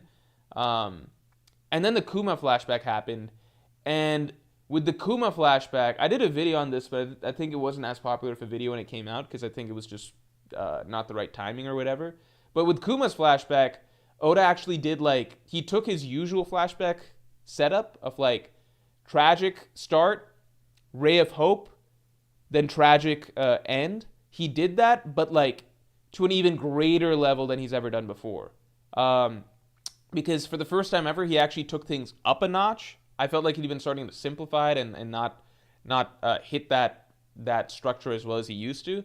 But finally, with Kuma's flashback, Oda actually, like, did an evolution. He evolved the flashback concept even further, because he did tragic start to Kuma's life in that he's, slave, parents die, etc., right? So that's chapter 1 of Kuma's backstory. Tragic setup, he's a slave, all that, dead parents. Then Ray of Light. He meets the Ivankov, escapes, meets Ginny. Ivankov and Ginny escapes, he has the paw fruit, they have a good life and everything like that. And then tragedy. Ginny dies, okay? So that right there, that whole cycle, the episode that just happened, that would normally be the conclusion of Oda's flashback style. And that would be really good. We all thought that the Ginny conclusion was as sad as it gets, like really fucking sad. Like that in itself, Oda's already essentially completed, by his prior standards, a really good flashback. Sad start, ray of hope, destroy ray of hope, end with a really strong tragedy. Okay? Perfect. But then Oda went further, where it's like, okay, but now I'm going to give Kuma, like, another ray of hope. Now, Ginny died, but he gets Bonnie. And so Bonnie's situation, That's something that's like a new ray of hope for Kuma. And now we get to see Kuma actually as a father. Um, and he's got this last piece of positivity that he's clinging onto in his life. Oh no, but then some shit starts to happen. Bonnie's got the sapphire scale disease, so Kuma starts to submit himself to these pacifista tests and everything like that, right? And then finally the story concludes with another tragedy, which is, okay, Kuma's whole consciousness has to be erased, right? So he cycles through the whole thing twice, which is really, really good, right? So you get to Bonnie, Ray of Hope, like bad, then Bonnie, Ray of Hope, then, okay, we're gonna go through experiments and stuff. So it seems like all of that's being resolved, but then, okay, now we're gonna remove Kuma's consciousness, and then that's the finale of the whole thing, right? So perfect, like double cycle of the usual flashback formula. That's why I feel like Kuma's whole story feels so robust. And that's why Oda can do that montage at the end of Kuma's backstory, which is like running through the character's whole life, because it is a much more developed, more sweeping scale sort of tragic story than Oda's traditionally done. So, yeah, I don't know. Kuma's backstory was like, it was really, really huge for me when it happened, because it was the first time in a long time that I felt like One Piece actually, like, for so long, I feel like post time skip, a lot of how I felt was like, I want One Piece, like, I'm hoping that One Piece can reach what it used to do. That's like what I'm hoping for a lot of post time skip. I'm like, I hope it can hit the flashbacks the way that it used to. I hope it can get me feeling emotional the way that it used to, and like those sort of things, right? So like a lot of it was me reading like new things, like, and I'm reading like Law's backstory, and I'm like, this is really good, but I don't feel like this is close to probably like how I felt with Robin Chopper stuff. But then I'm reading like Sanji's backstory, I'm like, this is good. I don't feel like it's as good as a lot of the pre-time skip stuff. Odin's backstory, I'm like, it has strong parts. I don't feel like it's as sad as a lot of pre-time skip backstories. So a lot of it's just me hoping, like, I'm like, if this is just a little bit different, or he did this a little bit different, then it could hit that. Like, just don't speed through Odin's backstory. And then Kuma's flashback was very different, because it was the first time that I felt like, okay, this isn't just as good as the stuff that it was before. This was the first time I felt that, at least like in terms of dramatic, emotional storytelling, One Piece had now taken a step forward, like a clear, sharp, dramatic step forward from anything it had done in the past. And I hadn't felt like that in a long, long, long time, at least when it came to the dramatic, emotional storytelling. In terms of hype and fights and things like that, and like lore and world building, sure, post-time skip is better, for the most part, right? But in terms of like what I valued a lot, which is like just One Piece's dramatic, emotional, sad character storytelling, I felt like it hadn't moved forward. Like, I felt like it was still trying to reach what it used to be doing pre-time skip, for a long, long time. And then all of a sudden you have this Kuma flashback, and it's like, okay, this doesn't just, this is finally like an evolution. This is like going above what he used to do. And I'd stopped even believing that that was going to be a thing. I would have been happy if Kuma's backstory ended with the Ginny stuff or whatever. I would have been happy that it's like, damn, this was a backstory that made me tear up, made me cry, as good as like past One Piece backstories. Like, this feels like pre-time skip type backstory storytelling. But then turned out like Oda was going to a new level. Like, that was very, very refreshing. It just made me feel like, okay, One Piece's best stuff isn't in the past, it's looking ahead. Like, One Piece's future is where it's going to be its strongest, because he saved his best ideas for that. So that was a really, really, it was a very, very powerful backstory for me, not just because of the actual events of the backstory, but for me, what it suggested for One Piece's future and like the story in general. And just, it gave me the feeling again that the series is still capable of reaching new heights in terms of the emotional, character-based side of storytelling. Henchme976, thanks for the 5. Guys, if devil fruits are dreams, then who dreamed of the human fruit? Was it a dirty fishman wanting to be... Was it a dirty fishman wanting to be the superior race? Is there a buccaneer fruit? That's actually a great question. I feel like there's a giant fruit, right? Like, San Juan Wolf has the giant fruit. So yeah, it probably was a dirty fishman desiring to be the superior race. That actually makes a lot of sense. Yeah. I think you're right. It's probably the Fisher Tiger of their day that dreamed that up. Prophet Glutton says, I thought Oda lost the spark of writing flashbacks until the Kuma one. Lol. Yeah, like how to explain. It wasn't like I thought he lost his spark and that the flashbacks were bad. I still feel like if I like to me like the standard One Piece post time skip flashback is still better than other anime and manga's flashbacks by a long shot. Like the fucking Hunter x Hunter just did its flat. Hunter x Hunter is so good at so many things and it's really good at writing character stuff, but like I cannot express how disappointing and generic and like AI generated um the fucking Phantom Troops flashback was. It's like I feel like you could hand that shit. You could be like, make up a sad backstory for the Phantom Troop, and it's like, okay, well they were poor kids in Meteor City, and then their friend died. It's like, good job. I feel like you could hand it to ChatGPT, and it shits out the same thing. So I still feel like Oda's flashbacks and all of that stuff post time skip, it's stronger than other series, but I'm comparing it more so to itself. You know what I'm saying? I want to say it's similar to like the Raizo Dono is safe moment. That was a moment that really struck me as well. I think even more so than other people because there are certain moments that I think One Piece just does really, really well, like single panel, very powerful displays of some sort of like, you know, like a nothing happened or something like that. Powerful displays of some sort of ideal, like loyalty, right? Raizo Dono is safe hit me in that same way. You don't see it coming. It's like a very powerful twist that infuses you with a lot of really positive emotion. I think generally in stories, and I did a video on this in the past, and I think like this was when I was just getting the channel started, so it's like a video that went under the radar. But I think this is low key One Piece's. I think it's low key One Piece's single most underrated strength because it's something that's not even talked about because it's just not even a thing that other stories really do. Generally in stories when there are twists, like big dramatic twists, those twists are like, how to explain this? Those twists are like, it's to shock you. It's like to shock you, and often it has like surprising plot implications, like, oh, holy shit, this character's identity is this, or holy shit, this thing is happening. And lots of times it's like, it's a bad twist, like it's something scary, like, oh no, the plot is going to get significantly more dramatic because this new bad development is happening. Or it's just a reveal, like it's information, like, oh my god, turns out Darth Vader is Luke's father, right? Right, like lots of times it's twists aren't associated with something, like they're plot based, or they're to make things more dramatic or raise the stakes and things like that, right? One Piece is like one of the few stories that it has really big twist moments that just make you feel really good. Like it's not like some huge plot changing thing or anything like that.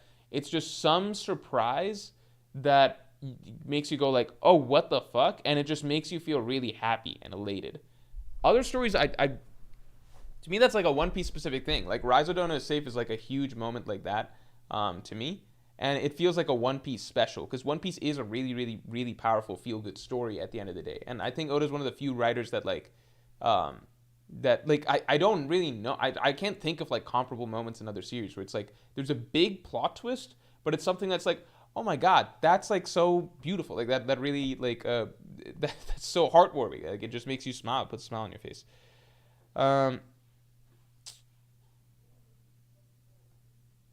Yeah. And I felt like that happened a lot. Law backstory is very good. Yeah, I think Law's backstory is really, really. I think it's a great backstory in a vacuum. It's a phenomenal backstory in a vacuum. If it came like in the first couple hundred chapters of One Piece, I'd be like, this is just like that would break me. I think. But the thing with the Law backstory is that for me, the entire time I was reading, and I was a week to week reader, it wasn't, how do I say, it felt very by the numbers for Oda because we'd seen this same setup so many times over. It just was the same. Like if I look at like Nami to Chopper to Robin, right? Like that's three I've talked about this before on stream, but that's 3 Strahd backstories that people generally consider to be strong Strahd backstories, and they come chronologically in that order, right? Nami, then Chopper, then Robin. And generally speaking, they're all very similar backstories, but each time Oda's doing something new to evolve the concept further, right? So, for example, Nami's, that was the first really in-depth loss of a parent type backstory that we had in One Piece. So that was novel and new. And so it starts off like it's showcasing Nami poor, the family struggles, etc. But then we're also shown that there's a lot of love there, and we get some good interactions, and we get some wholesome stuff in the middle. And Nami and Bellemere, they want to make up with each other. And it's short and simple, but it's endearing you to Nami and Bellemere and everything. And then Arlong comes and kills Bellemere, and Nami's obviously sad, has to suffer through that, and then Nami's turned into a slave for Arlong, right? So that was the first really developed full-ass death of a parent type backstory that Oda did, and it was strong and unique, right?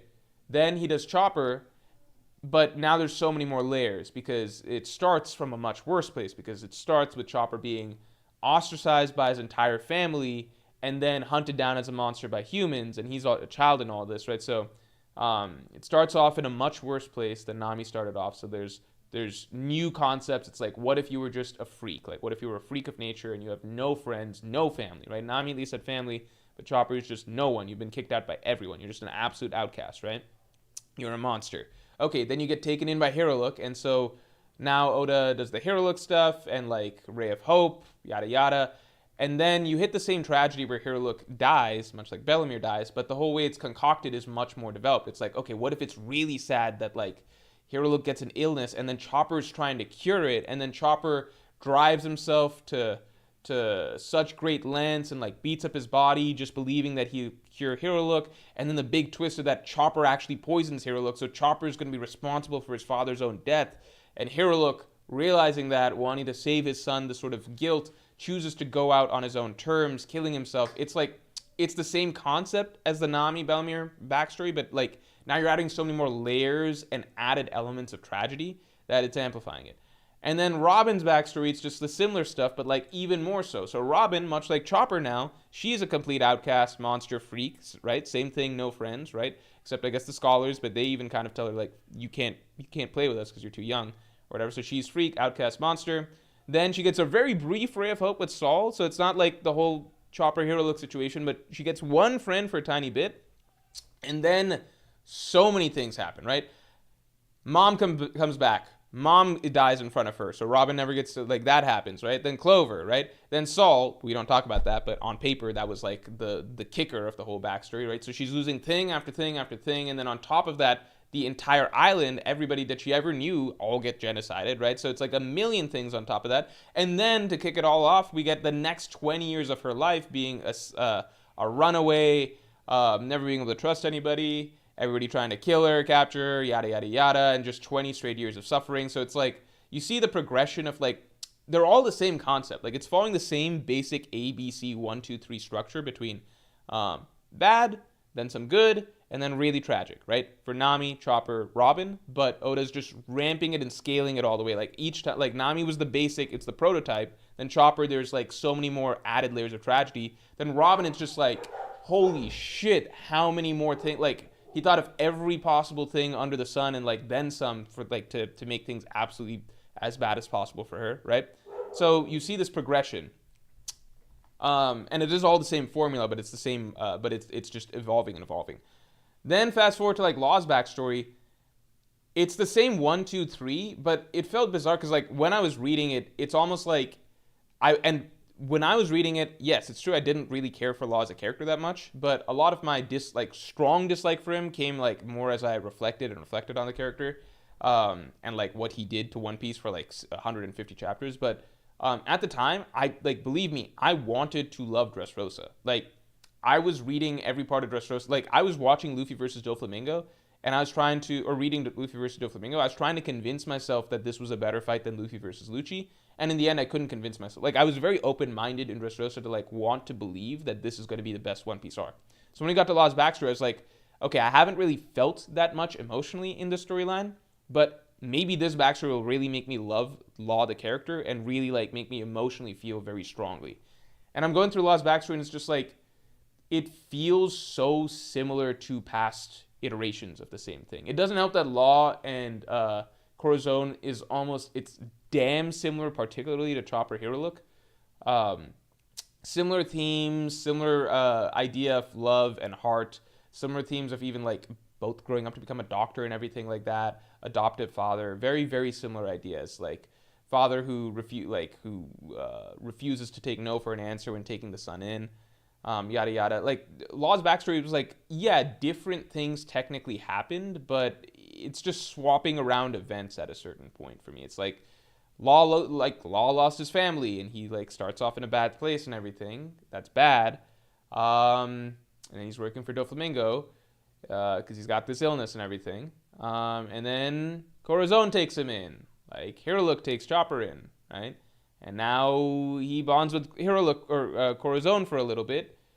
And then Corazon's gonna die because Doflamingo's gonna come find him, right? And like some things change, right? The way that Corazon died is different than the way other characters died. That's obviously gonna be different every time, but there was nothing particularly new in terms of what Oda was doing. It just felt like I'd seen this several times over at this point. And there wasn't anything new that Oda was trying to up the stakes with in terms of Law's backstory. So Kuma's was finally the one that really it felt like, okay, this is an evolution. This is like Oda going beyond what he's done before.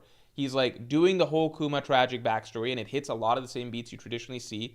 But then he's like going even deeper into the cycle. He's like, but what if I then gave him a daughter, right? And he keeps going. And like then it slowly builds and like he keeps sacrificing and sacrificing for his daughter. He gives everything. He gives like his dignity, his subservience to the world government, etc. He's doing all of this for he's becoming a robot, and then finally the last thing he's like, I'll even give my mind, I'll sacrifice my consciousness, and I never want her to know.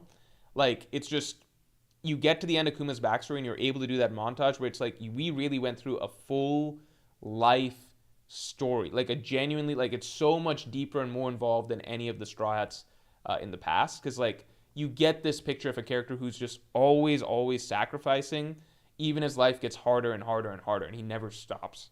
Like, that's where I finally felt like, okay, Oda's moved beyond Robin's backstory. Like, he's moved the cycle forward.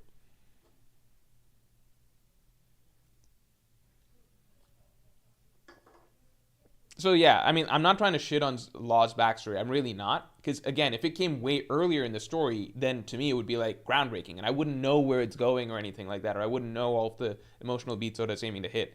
But it's just it comes after several. Like he's done the same type of story several times, so it's not anything.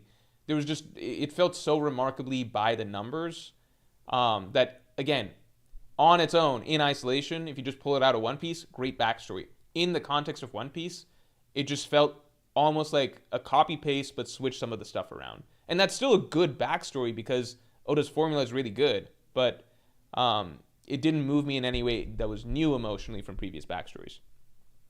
Whereas Kuma was very, very totally different ballgame.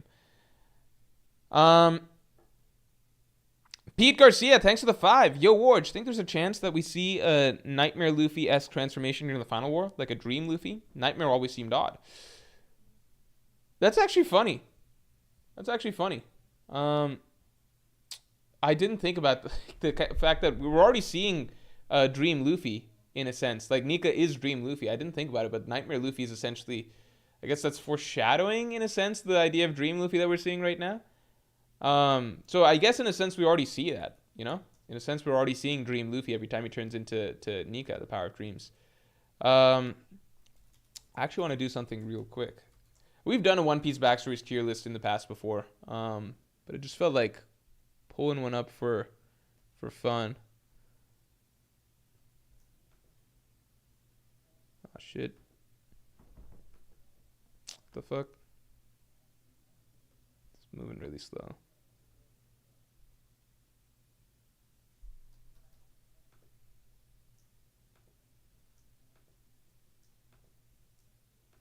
Man, tier maker always causes so much lag. Oof says, do all backstories require tragedy? Why not something more grounded and less melodrama? No, not all backstories require tragedy. It's just the goal of One Piece backstories is to That's just the goal of One Piece backstories. So I judge One Piece backstories generally by that. After King says reread Dressrosa, it's much better on a reread. I agree Dressrosa is much better on reread, but I will say that like there was one of the times in college, right, that I was getting very excited to. I was reread. I told you guys this in past streams, a very recent stream, right? Like in senior year, favorite hobby was getting super high and rereading One Piece. That was my favorite hobby by far. In color, let's be very clear. Rereading Dressrosa, I don't think I don't think it was even in. No, I think I've reread Dressrosa like the full arc or close to the full arc even more recently as well. I think some point in Wano I was rereading Dressrosa too. Legitimately, even on reread of that full arc, like I start off hot. I start off very excited for the arc. The arc feels like fun, refreshing, so much zany stuff going on, and like it's a cool arc because like you're cutting back and forth to different things and fun side characters being introduced. Like you got the Marines over here, you got revolutionaries over here, and the story's really coming together. Even on reread, when you hit the point that the birdcage starts and like now everything has to be set up and characters are going to start all moving en masse and you're hitting the arrows on the map and everything, it suddenly feels like a chore. It does. Even on binge, like when it's like I'm not having to wait week after week, but I can just keep binging through the next series of chapters. I found that even then, just the momentum of everything felt like it ground to a halt. And it became a bit of a slot. Like I had to like push myself to be like, okay, I should keep rereading through the rest of Dressrosa. And I felt like it was a real momentum killer because then I'm pushing myself to get through stuff, and like you're getting good stories. So like you're getting the Law Doflamingo showdown, and you're getting some backstory and everything about okay, here's some context. Oh, what's the deal with the Ope Ope enemy, etc.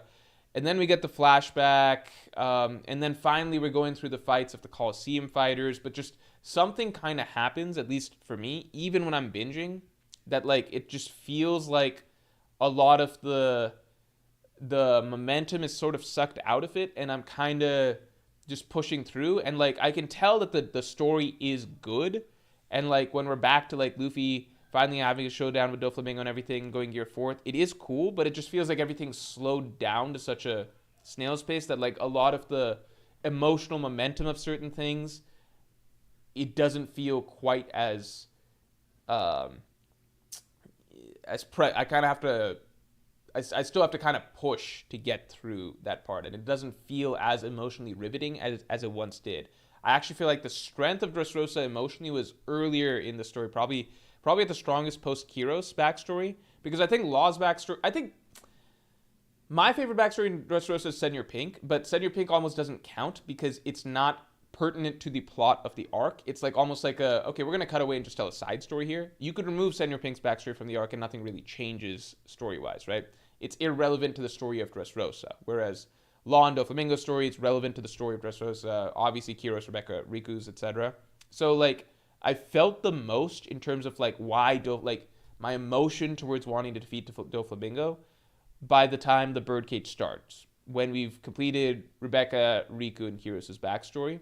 And then everything kind of just slows down, and then we're getting more Doflamingo, and Doflamingo and Law is bad as well. It doesn't help that Law and Doflamingo's conflict is so disconnected from the rest of Dressrosa's conflict. So it's like two separate dramatic storylines that are converging here, but they're unrelated.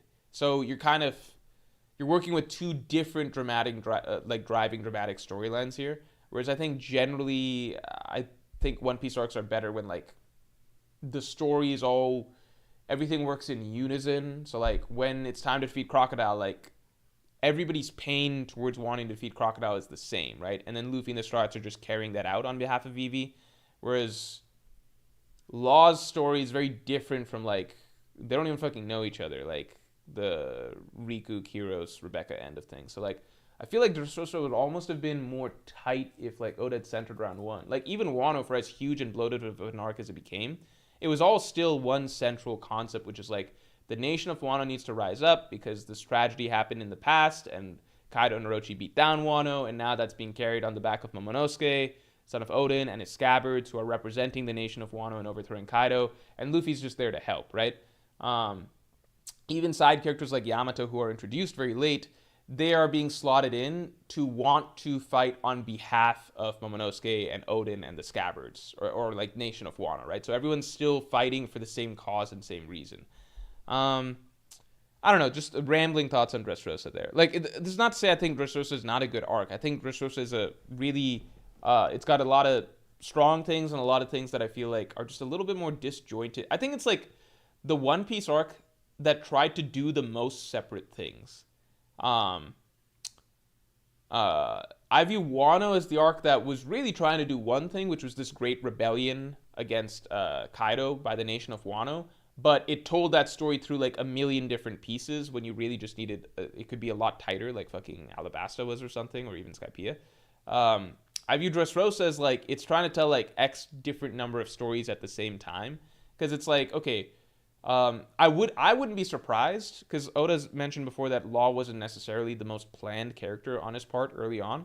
So I wouldn't be surprised if like initially the Dressrosa arc was always going to be something more about just the Riku royal family, the Tentadas or whatever, maybe, and like just the general nation's rebellion against Doflamingo. And then Oda thought about like this character Law and like how Law's storyline could tie into Doflamingo's. But Law's storyline can tie into Doflamingo's, but Oda didn't really think about how Law's storyline ties into the Dressrosa storyline. So you've got two very different dramatic angles going into the arc.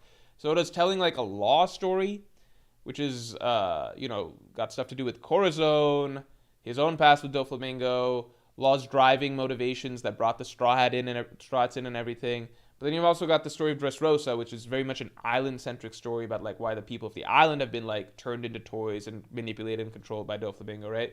And then you've got the Grand Fleet. And Oda's like, well, I also want to include the Grand Fleet in this storyline because this is the best place to set up the Grand Fleet. So it's kind of like these guys don't even fucking know or care about Doflamingo, but now Oda's going to come up with something over the course of the storyline to make the Grand Fleet also have a vendetta against Doflamingo, and that way everybody's in on the storyline to defeat Doflamingo. So like the commonality becomes everybody wants to defeat Doflamingo, but unlike other One Piece storylines where there's like a clear protagonist group who've all been victimized in some way, and therefore dramatic conflict want to defeat the villain, and the Straw Hats are just joining forces with them to defeat the villain. Dressrosa, it's like you've got the concept of the villain, and then you've got like, well, here's some story over here for why the villain needs to be defeated, but then here's some other totally different story, like a unrelated dramatic conflict about defeating the villain, and then another unrelated dramatic conflict about defeating the villain.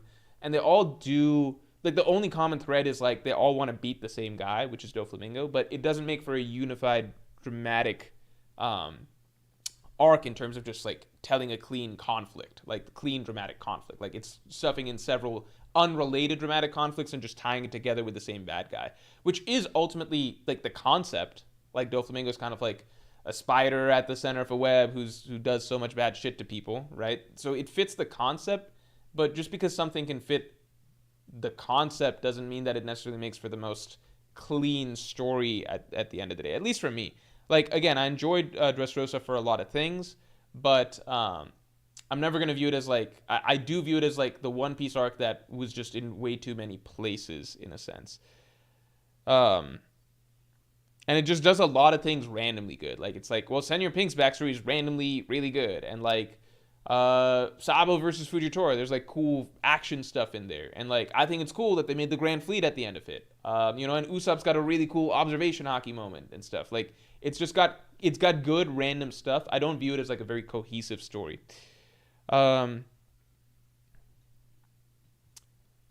Jude, thanks for the 8 prediction. Luffy and Loki get to Imu quickly by using Gear 5th. Loki chases him with his Devil Fruit, revealed as Skull, Chaser of the Sun. Also, Skull equals Mockery. That's a really cool idea.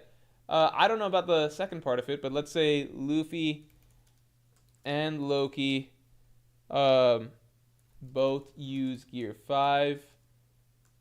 Bonus, Loki's is called Skull. Growth Stonks, thanks for the 5. Prediction, Mosa will be revealed to be Biblo. I fucking forgot. Someone mentioned that at some point, but that's a great idea. Mosa reveal some way stream way back, I think, to be Biblo.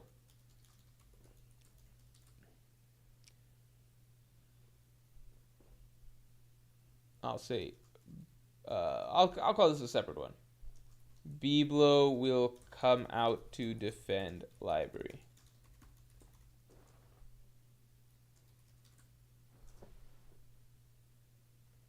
Andrew Anderson, thanks for the 5, man. Random thought, but I wonder if those with the Will of D can't be flipped or affected by Emu.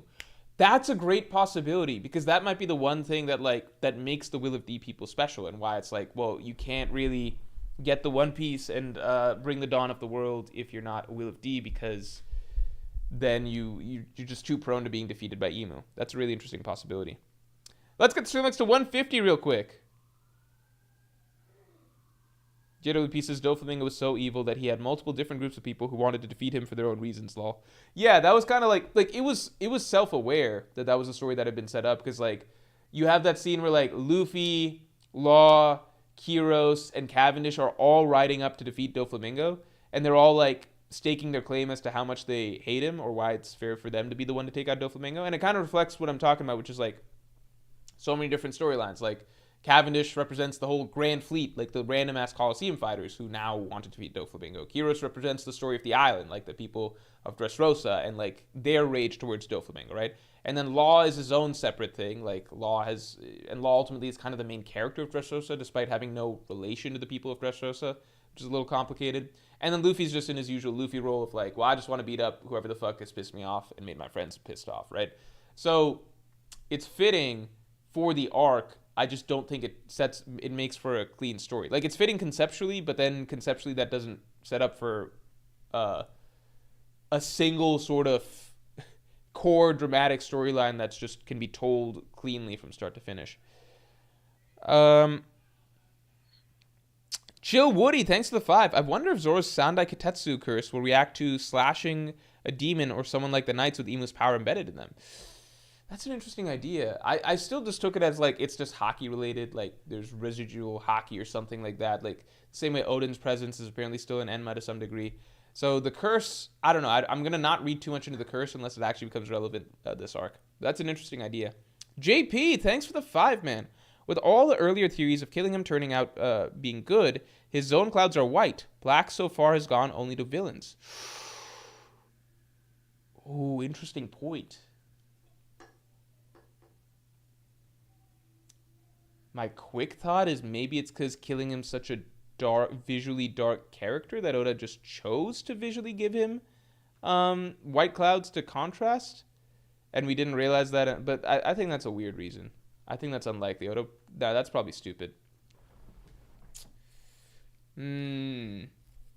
That's a really good point, JP. Maybe there's a story there to killing him. Maybe he's been Dami reversied. He just looks like such a bad dude that it's entirely possible he just got flipped into a bad dude. Caleb Cool Guy, thanks for being a Yonko cheer member for 26 months, man. Hi, Morge. I predict that another instance of what might have been Luffy's observation haki with Chopper from last chapter will occur. Oh yeah, the interesting observation. I think that's a good prediction. Nice observation haki by you yourself, Caleb Cool Guy. Another weird instance of observation from hockey from Luffy, like what happened with Chopper in 1151. That's a good prediction.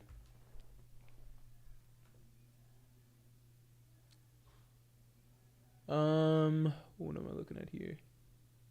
What am I looking at? I was just putting up a little backstories tier list.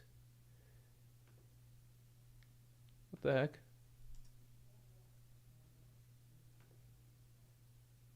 These ones don't have Kuma. Yeah, I want to have one that includes Kuma.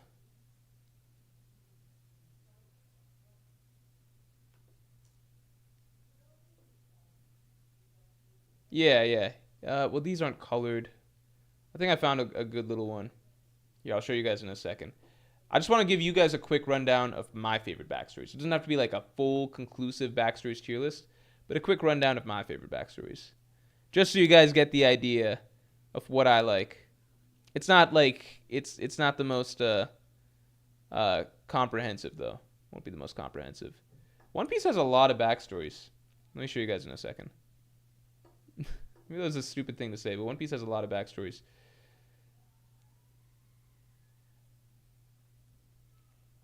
Yeah, here we go. Here, let me do this real quick. Real quick.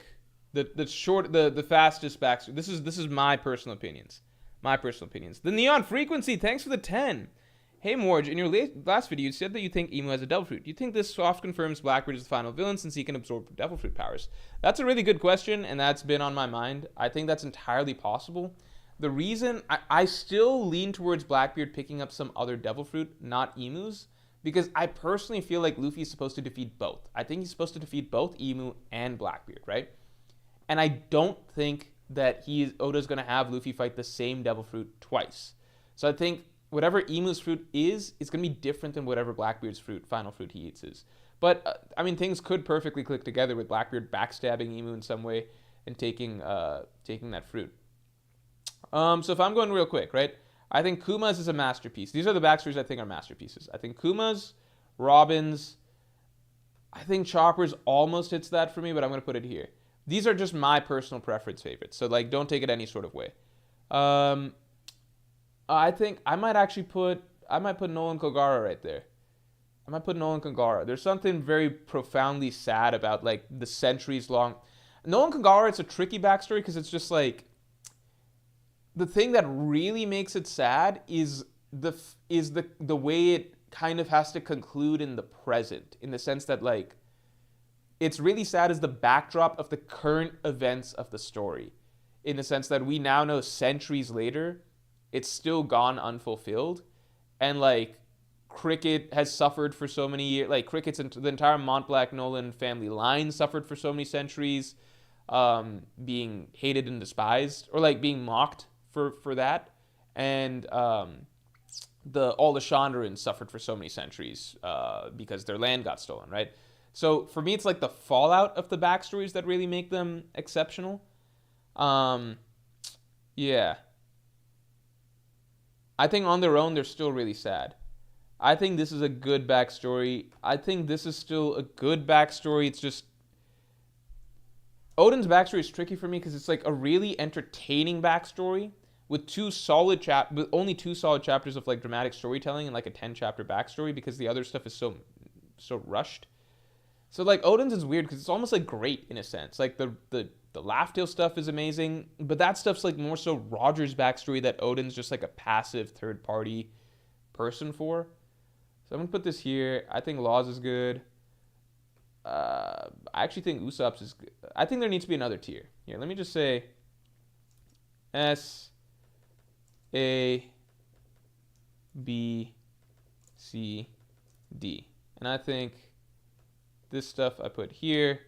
Usopp's backstory is really short, but it's low-key sad. Ooh, Frankie's is good. Frankie's is good. I like Frankie's quite a bit. I think it's not, like, this is a good tier. I'll call this tier good. So this is great. Let's say this is masterpiece, and this is fine. I find Nami's to be great. I think it wouldn't be as strong if it came later in the story, but I think at the point that it comes, I kind of take that into consideration as, like, the first truly profoundly sad One Piece piece of writing. Luffy Sabo, I think, is fine. Actually, I'm not really moved by that backstory, just because, like, there's nothing that really comes of that's that sad. You never get the sense that Sabo doesn't even really get a sad death scene or anything, so Oda never even really tries to make us feel like Sabo's dead. Doflamingo's backstory, it's I'm only counting based on sadness. Like, Doflamingo's backstory is like an evil villain's backstory, so I don't really care about his. Big Mom, I'm gonna leave villain backstories out. Senior Pink, I think, is great for what it is. It's great for what it is. Like, if Senior Pink was supposed to be some super important character, maybe I wouldn't feel the same way, but it's, like, I put it in a context. Yeah, you know what? These are my favorite backstories, right? So I don't even need to justify. So, yeah, I don't need to justify. Koala doesn't have that. I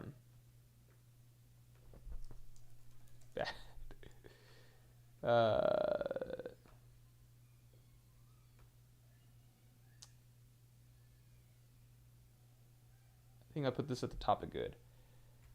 Yeah, if I were to quickly... Justin Holland, are you in chat today? Is Justin in chat? If I were to quickly... Let me do by my favorites. If I were to do my favorites, I think Kuma, then Robin, I think I actually got rotten. Let's say unranked, right? These are just my favorites. My favorites. I think this. I think I got Nami here. I think I got Senior Pink here. I think I got. I like Frankie's a lot. I bumped Frankie's pretty high.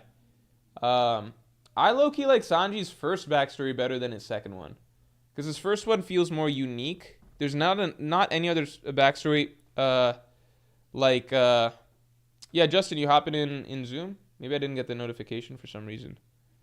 Normally I get a notification for the upcoming thing. Oh shit, maybe it's because I'm not.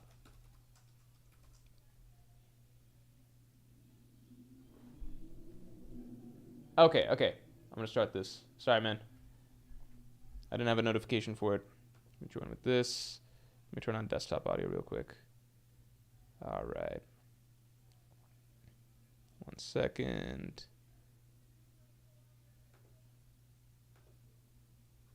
All right, we got Justin hopping in for 10 minutes. And then I'm going to quickly finish my backstory ranking. I didn't have a notification for it. Starting? What's going on here? Hello? Hey, where's your screen? Okay, I found it. All right. I got it.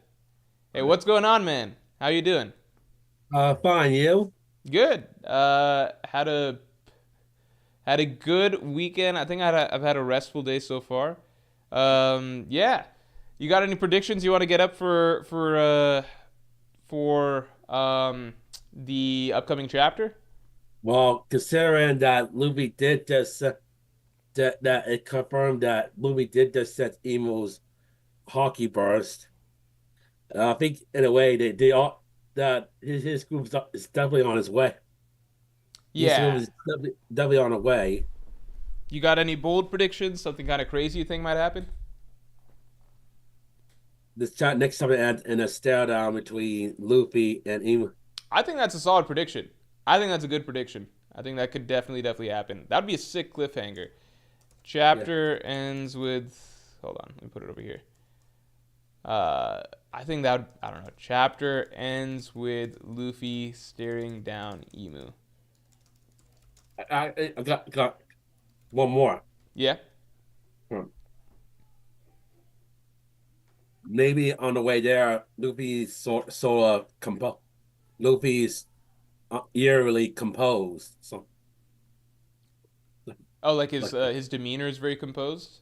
Yeah. yes, No, I think that could definitely be because Luffy at this point is that's one of my favorite things about Luffy at this point, which is just that there's no character, at least that we understand at this point in time, that would have him shook in any sort of way. Like he's always going to be um at least like we saw the same with probably besides Akainu and Blackbeard for personal reasons, but those yeah, those might piss him off. Those might get him like angry or like in his feelings or something like that. But I don't think he'll ever be scared of like no pre-time skip stuff like really intimidated by Aokiji or Kizaru when he ran into them or something like that. So I think that's pretty fun. Like the same way when Luffy sends Kizaru at Egghead and then Luffy's just like it doesn't really matter after that. He just goes to go take on Kizaru and he's perfectly fine with it. Um, Emu's obviously several steps up from Kizaru, but I still like that that's like a new development for him. yeah.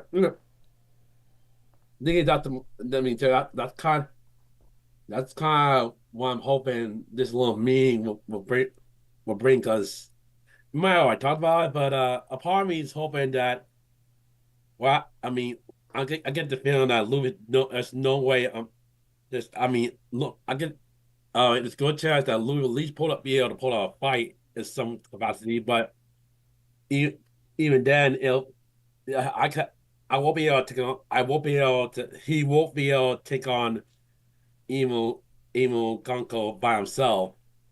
Yeah, it's tricky because we don't know how much power Gunko like Emu has in Gunko's body. Because I imagine this is like a heavily nerfed version of Emu right now. Like this is nowhere near his. Like I think that's why Oda had Emu first fight as a puppet, so that he doesn't have to like show us everything Emu can do, and like it's more of a doable challenge for the heroes. But at the same time, we get an idea of what Emu can do. So I'm hoping that's kind of what we see with the Gunko situation. Yeah, that's yeah. This, I mean,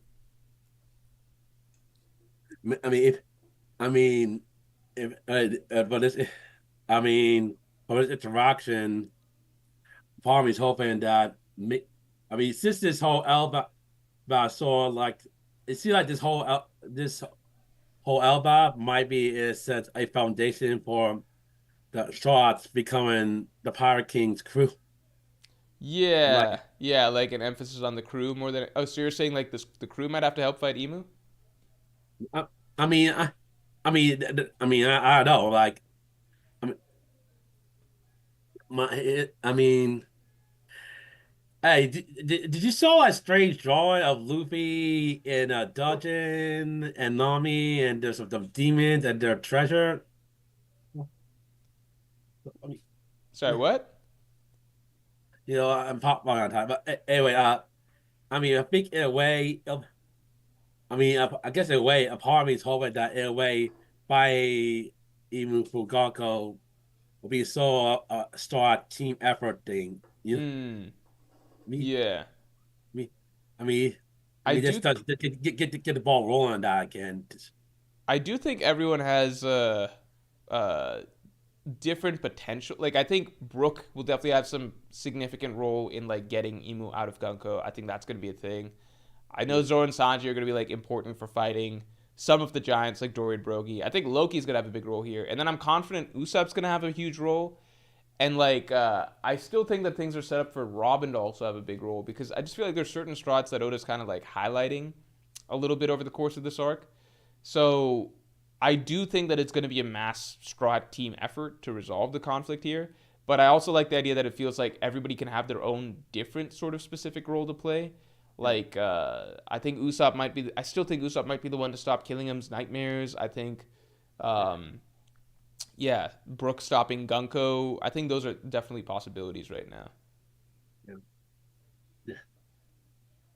I mean, you ever have this rumor go around on an internet go around that Nami might steal, that book that even Goku has? Yeah, yeah, yeah.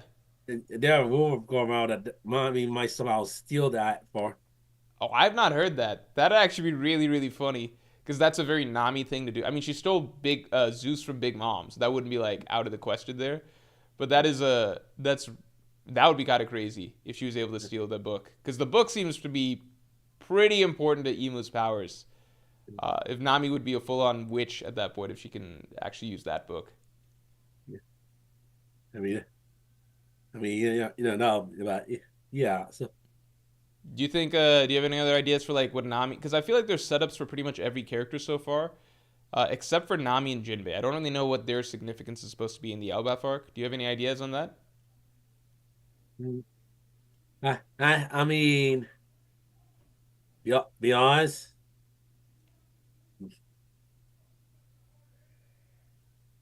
Damn, so I draw play, but well, yes, there might be. I mean, if no, we can somehow steal that book, steal a book, and I, I yeah, though maybe him and I think consider I don't know, maybe him and Nami can help me and help look into the Nika stuff with Luffy's. Because think about it, Jinbei has a connect. Jinbei's race has a connection to Joy Boy, so That's true. eh, and yeah, I mean that's how I got top of my head, right? I still think with Jinbei, there's like a possibility for Elbaf, and I talked about this in some of the Patreon podcasts. I still think with Jinbei, it's possible that at the bottom of the Elbaf tree, because now we know that like the world of One Piece was once generally like way lower. The sea level was way lower, so a lot of what it used to be like, it, There's, I think once the monster trio the monster trio comes and sets the rest of Trials three, he'll all work together to put out the fire in the library if it's not too. oh yeah, I do think it's important to put out the fire in the library. Maybe Jinbei could do that. I think that's really, really important. I'm a little lost on the Elbaf connection, like, sorry, locations right now because it's such a sprawling island. But I don't know if like who's close to the library at the moment. But I do think putting out the fires at the library is going to be really, really fucking important just because that's Yeah. where all the information is that got saved from O'Hara. So it kind of really, really ruined the whole, positivity that came from the books being saved from O'Hara. Yeah. Yeah. Is that? Do you think, I, yeah, go ahead. I mean, someone probably always says, but there's also, I'm just trying to like, nothing. What you gonna say? No, I was just gonna ask one more thing, which is like a lot of people have talked about this. Do you feel a little disappointed in Jinbei's performance so far, or do you feel like he should be doing something more, or you feel like it's all good? Honestly, I feel like I kind of give it a call for because let's be because the guys like just sort of just kicked Yeah, their ass. So yeah, he's just trying to just do what he can learn until they find the right moment. And he's been on the seas for yeah longer than any of the Straw Hats at this point. So that I mean I mean I mean there's that. So, yeah. Do you have any final thoughts you want to get off? not no guy. All right, Thank you you. you excited for next chapter? 'Cause next chapter, Yeah. this is gonna be a hard break, man. I love the cliffhanger for next chapter. I love the cliffhanger for this next chapter. This is one of the most exciting setups in like One Piece history. So I'm really, really looking forward to what happens next. But yeah, man. Thanks for coming through. Everybody say thanks in chat for Justin coming through as usual. And yeah, it's good to bounce some thoughts, man. Thank you for the support. And also, shout outs to you for being you're um, the first person to complete the entire Islands collection and also have the every version of each island. So a lot of the islands have like alternate versions. Yeah. Um, there are other people who've completed the entire World of One Piece collection. So there's several people who've completed the World of One Piece collection, but you're the only person who's completed the whole collection and has every alternate version of every island. So you have literally every single poster, like Thriller Bark version 1, Thriller Bark version 2, all of that stuff. So congrats, man. So you're the first person that's getting the Moon poster Right. for sure. So it should be on its way already. But yeah, definitely look out for that. Thank Uh, you. yeah, thanks for the long time support, man. And yeah, everybody shouts in the chat for Justin. And yeah, I'll talk to you later, man. Peace. Right. Thanks for coming Right. through. Right.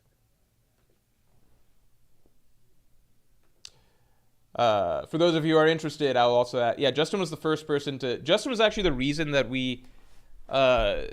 that I think we got the idea that uh, the of a final island because we'd been playing around with that for a little bit, but then we realized that Justin had completed like everything, including every island. I'll just drop the link, but um, oh shit, we don't showcase the moon on the thing. You guys have seen the moon. I showed you guys the moon in previous stuff, but you don't have to get all alternate versions to get the moon, but anybody that does get every island at the very least will also be sent the moon poster or whatever. But yeah, so a lot of people have every island, and that's all you need to get the moon. So if you have collected every island, then send us that, and we will send you obviously the free moon poster as like the final island, the unachievable island. Um, but yeah. In terms of version 1 and version 2, like the second version of every island that or a lot of islands that we put out, only Justin. Anyway, um, here I'll drop the link regardless, just in case you guys wanna complete it and get the mood for yourselves. All right, let me quickly wrap.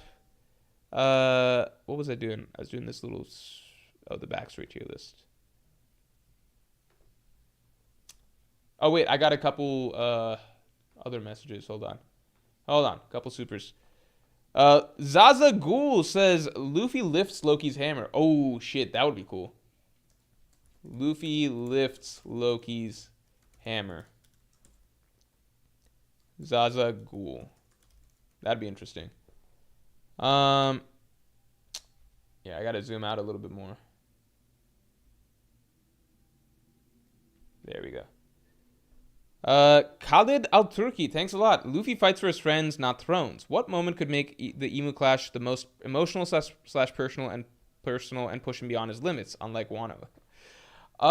Okay, so if we think back to like, I think that there's things that have to happen that draw Luffy to. So, like, for example, when Luffy ran in to fight Enel for the first time, right? The second time was to ring the bell, but the first time he ran in to fight Enel because Luffy was just so pissed off at what Enel had done to his friends. So he came out of the snake and he saw that Enel had fucked up, like, Zoro, Robin, all of that, and he'd kidnapped Nami, and Luffy was just like, that's actually my favorite. The anime did this entrance really well. So, not necessarily in the manga, my favorite Luffy entrance in the entire story and one of my favorite Luffy moments that I just replay in my head once in a while. Like, it's such a badass moment. It's like Enel, this untouchable god, fucked up everybody. He's laughing, cackling, super happy. He's going to set off for Fairyverse or whatever. And this one person he forgot, the one person he didn't count in his accounting of all the people left on the island, right? He's Luffy. He's come out of the snake and he's just running. And the anime does this really intense like montage of Luffy like just charging all the way across the island to get to Enel, right? He's just telling Isa, tell me where to go. And he's just like running. He's running around on walls. He's doing all that. And like Enel's about to take off. You got Nami who's just terrified because she just saw all the strongest fighters, including Zoro, get fucked up by this guy.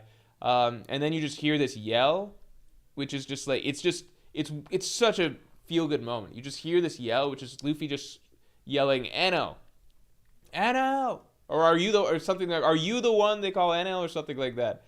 And then Enel steps out, and it's like Luffy has no context on anything. He doesn't know how powerful this guy is, like just how unstoppable he's been for everybody else on the island. Like he's no idea that he's looking at like somebody that everybody else sees as God, and he's like, what? Like Luffy's question, I think, is something like, what the hell do you think you've done to my friends? And it's just so cool. It's just like he's coming in with so little context but so much anger and such a doesn't give a fuck attitude as to who Enel is. And like Enel's just like, he's totally missed out on all of the terror that Enel has done, and he's just free from all of that, and he's just about to like reverse everything on Enel. That's a really powerful moment, even though Luffy doesn't have any sort of personal vendetta with Enel up like over the course of the arc. All it really takes is like doing a lot of bad shit to the people Luffy cares about. And so then with Doflamingo, it's a similar scenario where like by the end of the arc, Doflamingo's done so much bad stuff to Luffy's friends, and I think Oda did a good move using Bellamy as like the final kicker piece and include that as part of the final battle and like make Luffy fight Bellamy too, because that's just like the final straw. Like Luffy's just so pissed at Doflamingo by the time it's time for them to actually fight that he's like, I'm just gonna kick your ass for everybody. I think it's very doable. I think it's just like you need to like having Emu blow up lots of islands will make Luffy mad probably, but I think doing it to people that he's very personally close with, that's gonna really like he was giving that speech to Doflamingo before he went to Gear 4. He's like, you've made my friends cry, you've made my friends mad, etc. So I'm gonna kick your ass now. That we need something like that. We need something like that where Emu's been doing a lot to people that Luffy specifically really cares about. AJ, thanks for the 5. I think Usopp will be turned. Oh shit. I'll put that as your prediction for next chapter, but I really hope Usopp's not turned. He needs some heroism at this point. He needs some heroism. He needs to look good, but I could definitely see that out of all the strats, the one most likely to be to be susceptible to be turned is Usopp. Let's get the stream likes up to 200 real quick because we're almost there. King J, thanks a lot. Prediction. It gets confirmed that Emu didn't turn people for 800 years because Domi game can start only when there's an opponent's team. For the game to start, Emu and Nika need to be on the same island. Oh shit. That's such an interesting idea. You just got to have the black and white contrast. I think that's such a really cool idea. Domi Reversi, phenomenal prediction. I don't know if that'll turn out to be true or next chapter or not, but it's a really cool idea. Because it's like, otherwise, why didn't Emu just do this to everybody? I don't know. Maybe there's limits to how much you can do. Be done when Nika is also present. It's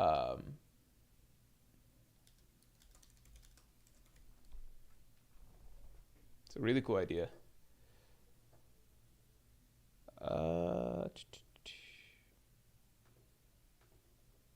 All right, let me just finish doing my. This is my personal favorites, right? Unranked, my subjective personal favorites, right? No, so this is ranked. This is ranked. I don't know why I said unranked. Ranked. Uh, ranking my personal subjective favorites, right? I never thought Robins would be replaced. Think I still think of Robins when I think of like just what is the story in fiction that's made me cry the most, like just single segment of storytelling in fiction. But I was a lot younger there. So like I was a lot younger then, but then also the simple thing is like the Saul reveal just it taints the Robin backstory to some degree for me in a way that's just like unfixable, and it just can't be. I think if Kumas didn't exist, it would still maybe somehow still be my favorite.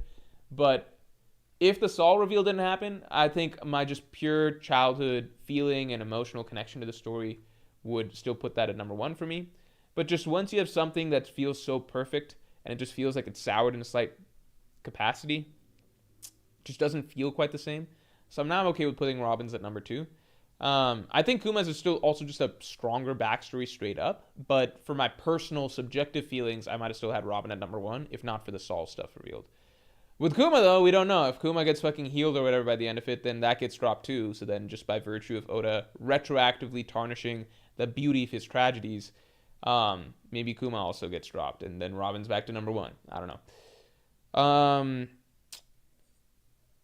Yeah, I think I got Senior Pink here. I think I got... Yeah, I don't care for... I really don't care for the Luffy Ace Saba backstory. It just doesn't do that much for me. I think the Fisher Tiger backstory I got up here. I think Heros' backstory somewhere here. Brooks, I think, never did that much for me. I don't even remember why, though. It's such a good backstory. I don't know why it's not one that really hits that hard for me. I think Brooks' backstory hit really hard for a lot of anime people because music helps add a lot to that. I don't know why. I could not tell you why. It's just not something that I think of off the top of my. It's just there's no rationality to it. Maybe it was the point in time that I happened to read the Brook backstory. Maybe I don't know. Yeah, maybe it was point in time. I think it also, you know what? I could tell you right now why Brook's backstory never hit for me. It came out. I would have been probably wrapping middle school or something like that. Maybe starting high school. I don't remember. So when I was younger, but I think at that point in time, so the nothing happened stuff had just happened, right? Loved that. Phenomenal. I thought that was just the fucking coolest shit. Loved the way Thriller Bark ended. And I think at that point, I was ready to go on to the next island. I think that's where I was. I was mentally ready to go on to the next island, so I was really looking forward to going on to the next island, right? So I was done with Thriller Bark. I was done, good, let's go. I was not wanting, like, when I realized that we're going to start getting a backstory here for this character, and I already didn't really love Brook as a character that much over the course of Thriller Bark. I thought he was solid, but I wasn't, like... I think it was just the timing and where I was mentally. And again, I'm young. So at that point, I wasn't feeling like I wanted to sit down. I was worried about how long the backstory was going to be. I was just like, I didn't want to sit down and listen for, or watch for, or read, sorry. I just wasn't in the mood. It's fucking stupid, but I wasn't in the mood. So yeah, I kind of just wasn't feeling it when I realized that we're starting a backstory. Brook's backstory is unique in the sense that it's the only one of these backstories that we get at the end of a storyline. Oda always writes the backstory in partway through the storyline, usually because the backstory is a key piece of the dramatic conflict of the arc. Brook's was not. Brooks had his backstory had almost nothing to do with Thriller Bark. It was his own backstory. Like, his tragedy had already happened way back when, before all of the Moria shit. The Moria shit was additional in that now that became the reason he couldn't go to Laboon, but his backstory had nothing to do with Moria or Thriller Bark, right? So it wasn't needed earlier in the plot. It had nothing to do with the dramatic conflict of the arc, right?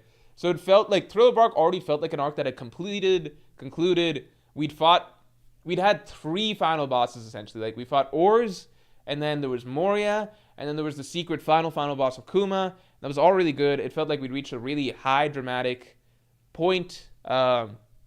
Concluded with a fantastic iconic scene. When that nothing happened scene came out, everybody just felt it. Like, I felt like I wasn't part of the One Piece community or reading other stuff or anything, like, but you just read that chapter and you feel like what a impactful thing has just happened. So it's good. Like, Thriller Bark has concluded 5 times over at that point, and then we're getting a backstory after all of the drama of the storyline has concluded. Usually the drama is in full swing when the backstory happens, and so, like, you're more mentally ready to be like, okay, now let's really find out why all of this matters. This is the right point.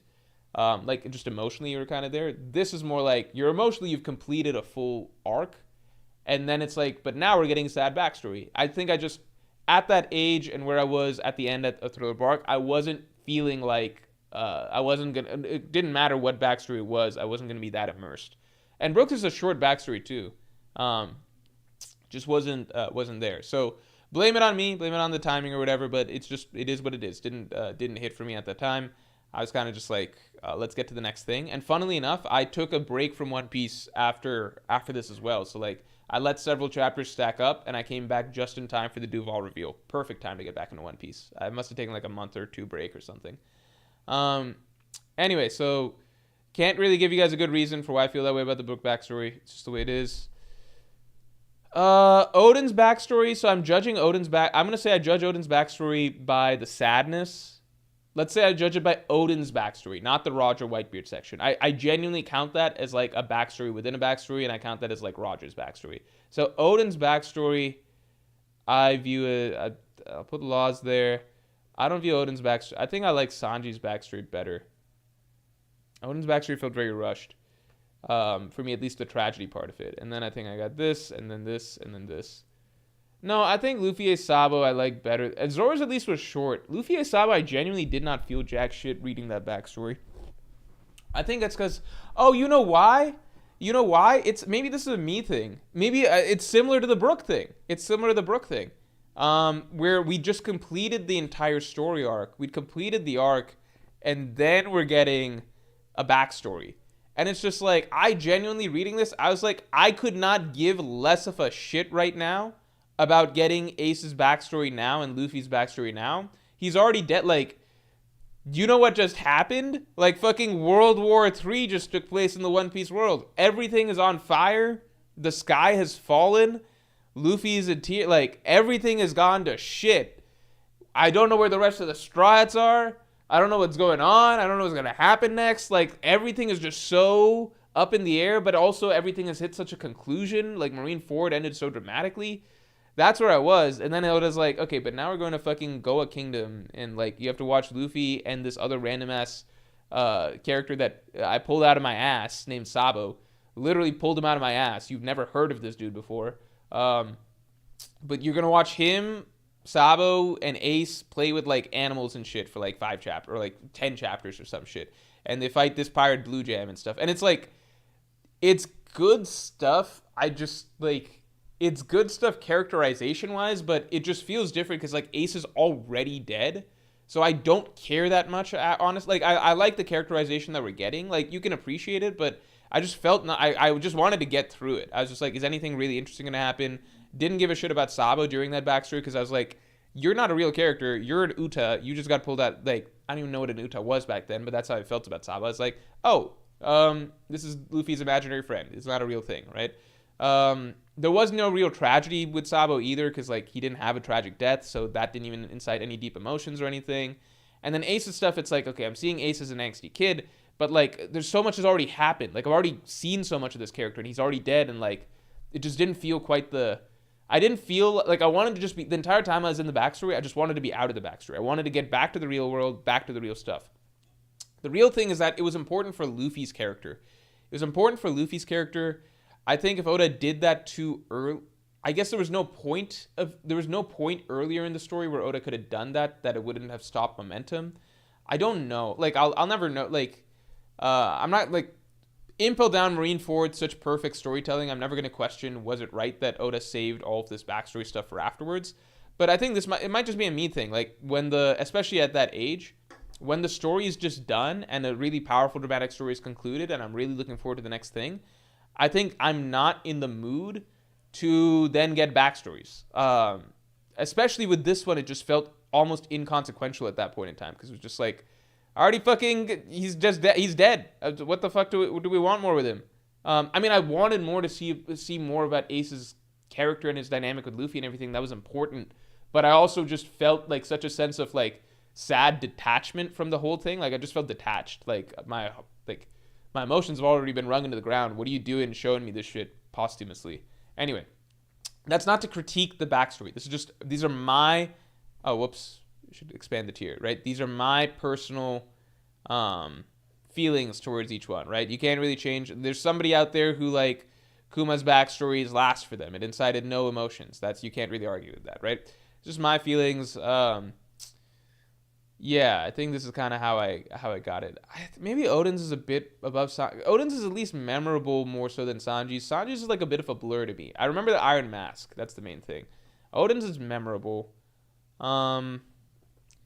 Yeah, but like again, that's not to say. I think all of these are good backstories. At the end of the day, like even Odin's. I think Odin's is just. I found it weak by One Piece standards. When you remove the lore and stuff, I just found it very rushed and all of that stuff. But like, still, the final panels of him boiling and everything and that stuff, I think is a really good scene. Sanji's, I think, is like weak narrative structure wise by One Piece standards, but by other stuff, it's like it's a sad backstory. Even Usopp, this is a sad scene. It's just a scene. It's not a full story. This is where it gets bad for me. I think Zoro's is just straight up bad by any standard. This is honestly a decent backstory. It's just I feel nothing for it. So this is my personal subjective. I think this stuff I'd say I love. I'd say all these four I love. These are phenomenal. I love these ones. Like so personal feelings. I love these ones. Really like this one. I might move Senior Pink forward. I think I might move Senior Pink forward. Yeah, love these. Really, really like this one. Borderline love. Really, really like this. I might fucking move Nolan Kagara forward. Yeah, I think these three, I really, really like these. Really, really like these. Love is a strong word, but I really, really like these. You know one of my favorite quotes in One Piece that's not referenced ever is like, Tom, when he's saying at the end of his, like, before he's taken off to Impel Down, he's like, I'm proud of the power I lent that man Roger with a Dawn. I really like that quote for some reason. It just feels like it's a very feel-good One Piece type quote. It just feels like very unabashedly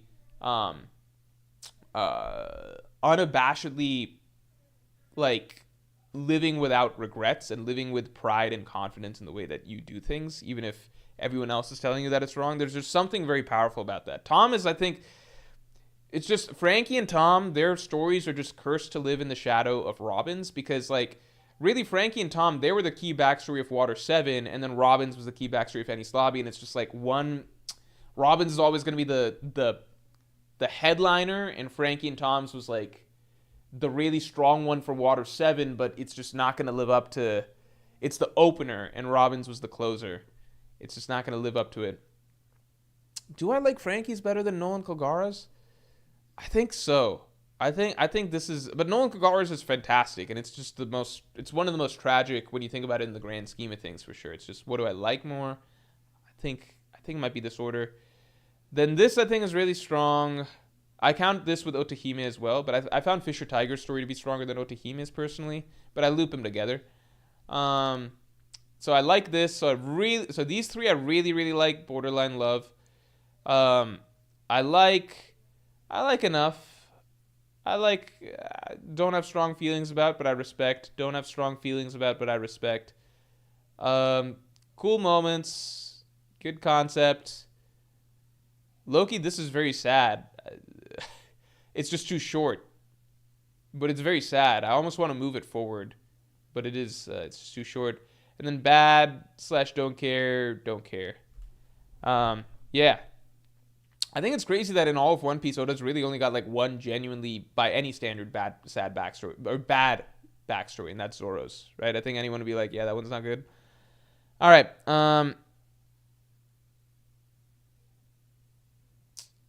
Isis, whoops. Oh, shit. Anime Dimension. Thank you for the 20. Sorry about this. Dami Reversi will work on someone whose dark side is suppressed. And for Usopp, he was always in dark side mode, parallel to Perona negative Hollow not working on Usopp. So if anyone conquers their dark side, they become free. Shit, that's an interesting idea. That's an interesting idea. What if Dark Usopp is also really badass and cool? Like, he's got Kakurazaki and shit. Usopp was always a dark side mode. Yeah, no, that's interesting. Or he gets Dami Reversi, then he's like a good guy. Like, not good guy, he's always a good guy, but like, he's just really, maybe he's really positive or something like that. That'd be interesting. There's a lot of ways that could go. Yeah, Dami Reversi and Usopp would be sick. Isis1155, thanks for being a Yonko tier member for 20 months, man. Killer trading day today. Happy. Zoro needs another backstory. I don't think Zoro needs another. I really don't like. I think the idea that Strauds need new backstories, that only came about from Sanji. Because when Sanji got his second backstory, I think everybody was like, oh, well, now everyone's going to get another backstory, right? I think Brook getting another backstory makes a ton of sense because we never really got a proper backstory in the first. We did get a proper backstory in the sense that we got his life before he lost his, before he died. But we didn't get, like all the other Strauds, we know what young versions of them look like, right? Like, where's the origin of their, I guess not Jinbei. Maybe I'm speaking incorrectly in general then. But I think we still didn't learn much about Brook pre-pirate, right? Like, what he was a military member before he became, pirate and everything. Like, I still feel like with Brook, he felt like the Stride that always felt the most distant to me, not just because of the way Oda wrote him in the general story, but also from his backstory. It felt like there was more meat on the bone that we never really got, you know? With Zoro and not, like, I don't think anyone who would be asking for, like, another Zoro backstory or another Nami backstory or anything like that if Sanji didn't get another backstory. I think just the fact that Oda was like, okay, well, I'm going to give Sanji another backstory. Like, not, like, some people even say that we need to find out what Nami was like. Like, we found her as a baby in her backstory, and some people are like, no, we need to see the backstory before, like, how'd she get lost and stuff. And maybe it's something interesting plot-wise, but she's already a fucking baby. Like, how much further back do we need to go? Like, I still am the part of the opinion that, like, I did not need to see Sanji's previous backstory. I think it was a good backstory, but it's the same way, like, I didn't need to know Zoro's origins before Quina. Like, I view him as a good character based on the story that he just had, you know? A story that we've seen from him wanting to become the world's strongest swordsman to the progression that we've seen over the course of the story of One Piece. Like, I don't need another backstory to help understand the character better. I like the character as he is now. I would prefer more character development for him.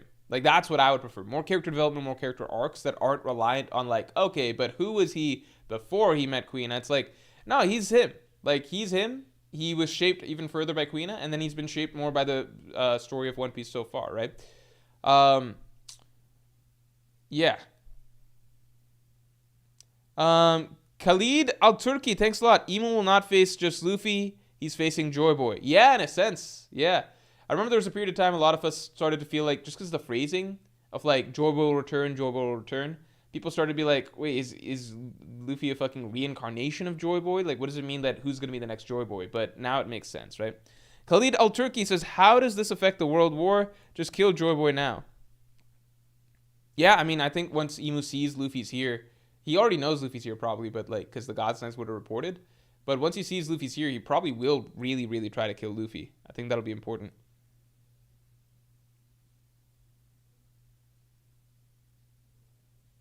All right, guys. All right, everybody. Enter Nami says postmortem backstory just doesn't hit the same, in my opinion. At least for me, it doesn't. At least for me. At the very least, end of arc backstory doesn't hit the same for me because I've already concluded so many emotions that now I'm ready to reach the next phase and not go into, okay, well, here's a side story, like an emotional side story type thing. I don't know. That might be a me thing, though. Because everybody else loves Brook's backstory, and I think a lot of people like the Ace Luffy Sabo backstory a lot as well. All right, everybody. We got a shit ton of good predictions here. I feel like at least a lot of people are going to be right this time around because we covered so many bases. But next chapter set up to be really fucking exciting. I'm really looking forward to it. And yeah, I will talk to you all later. Thanks for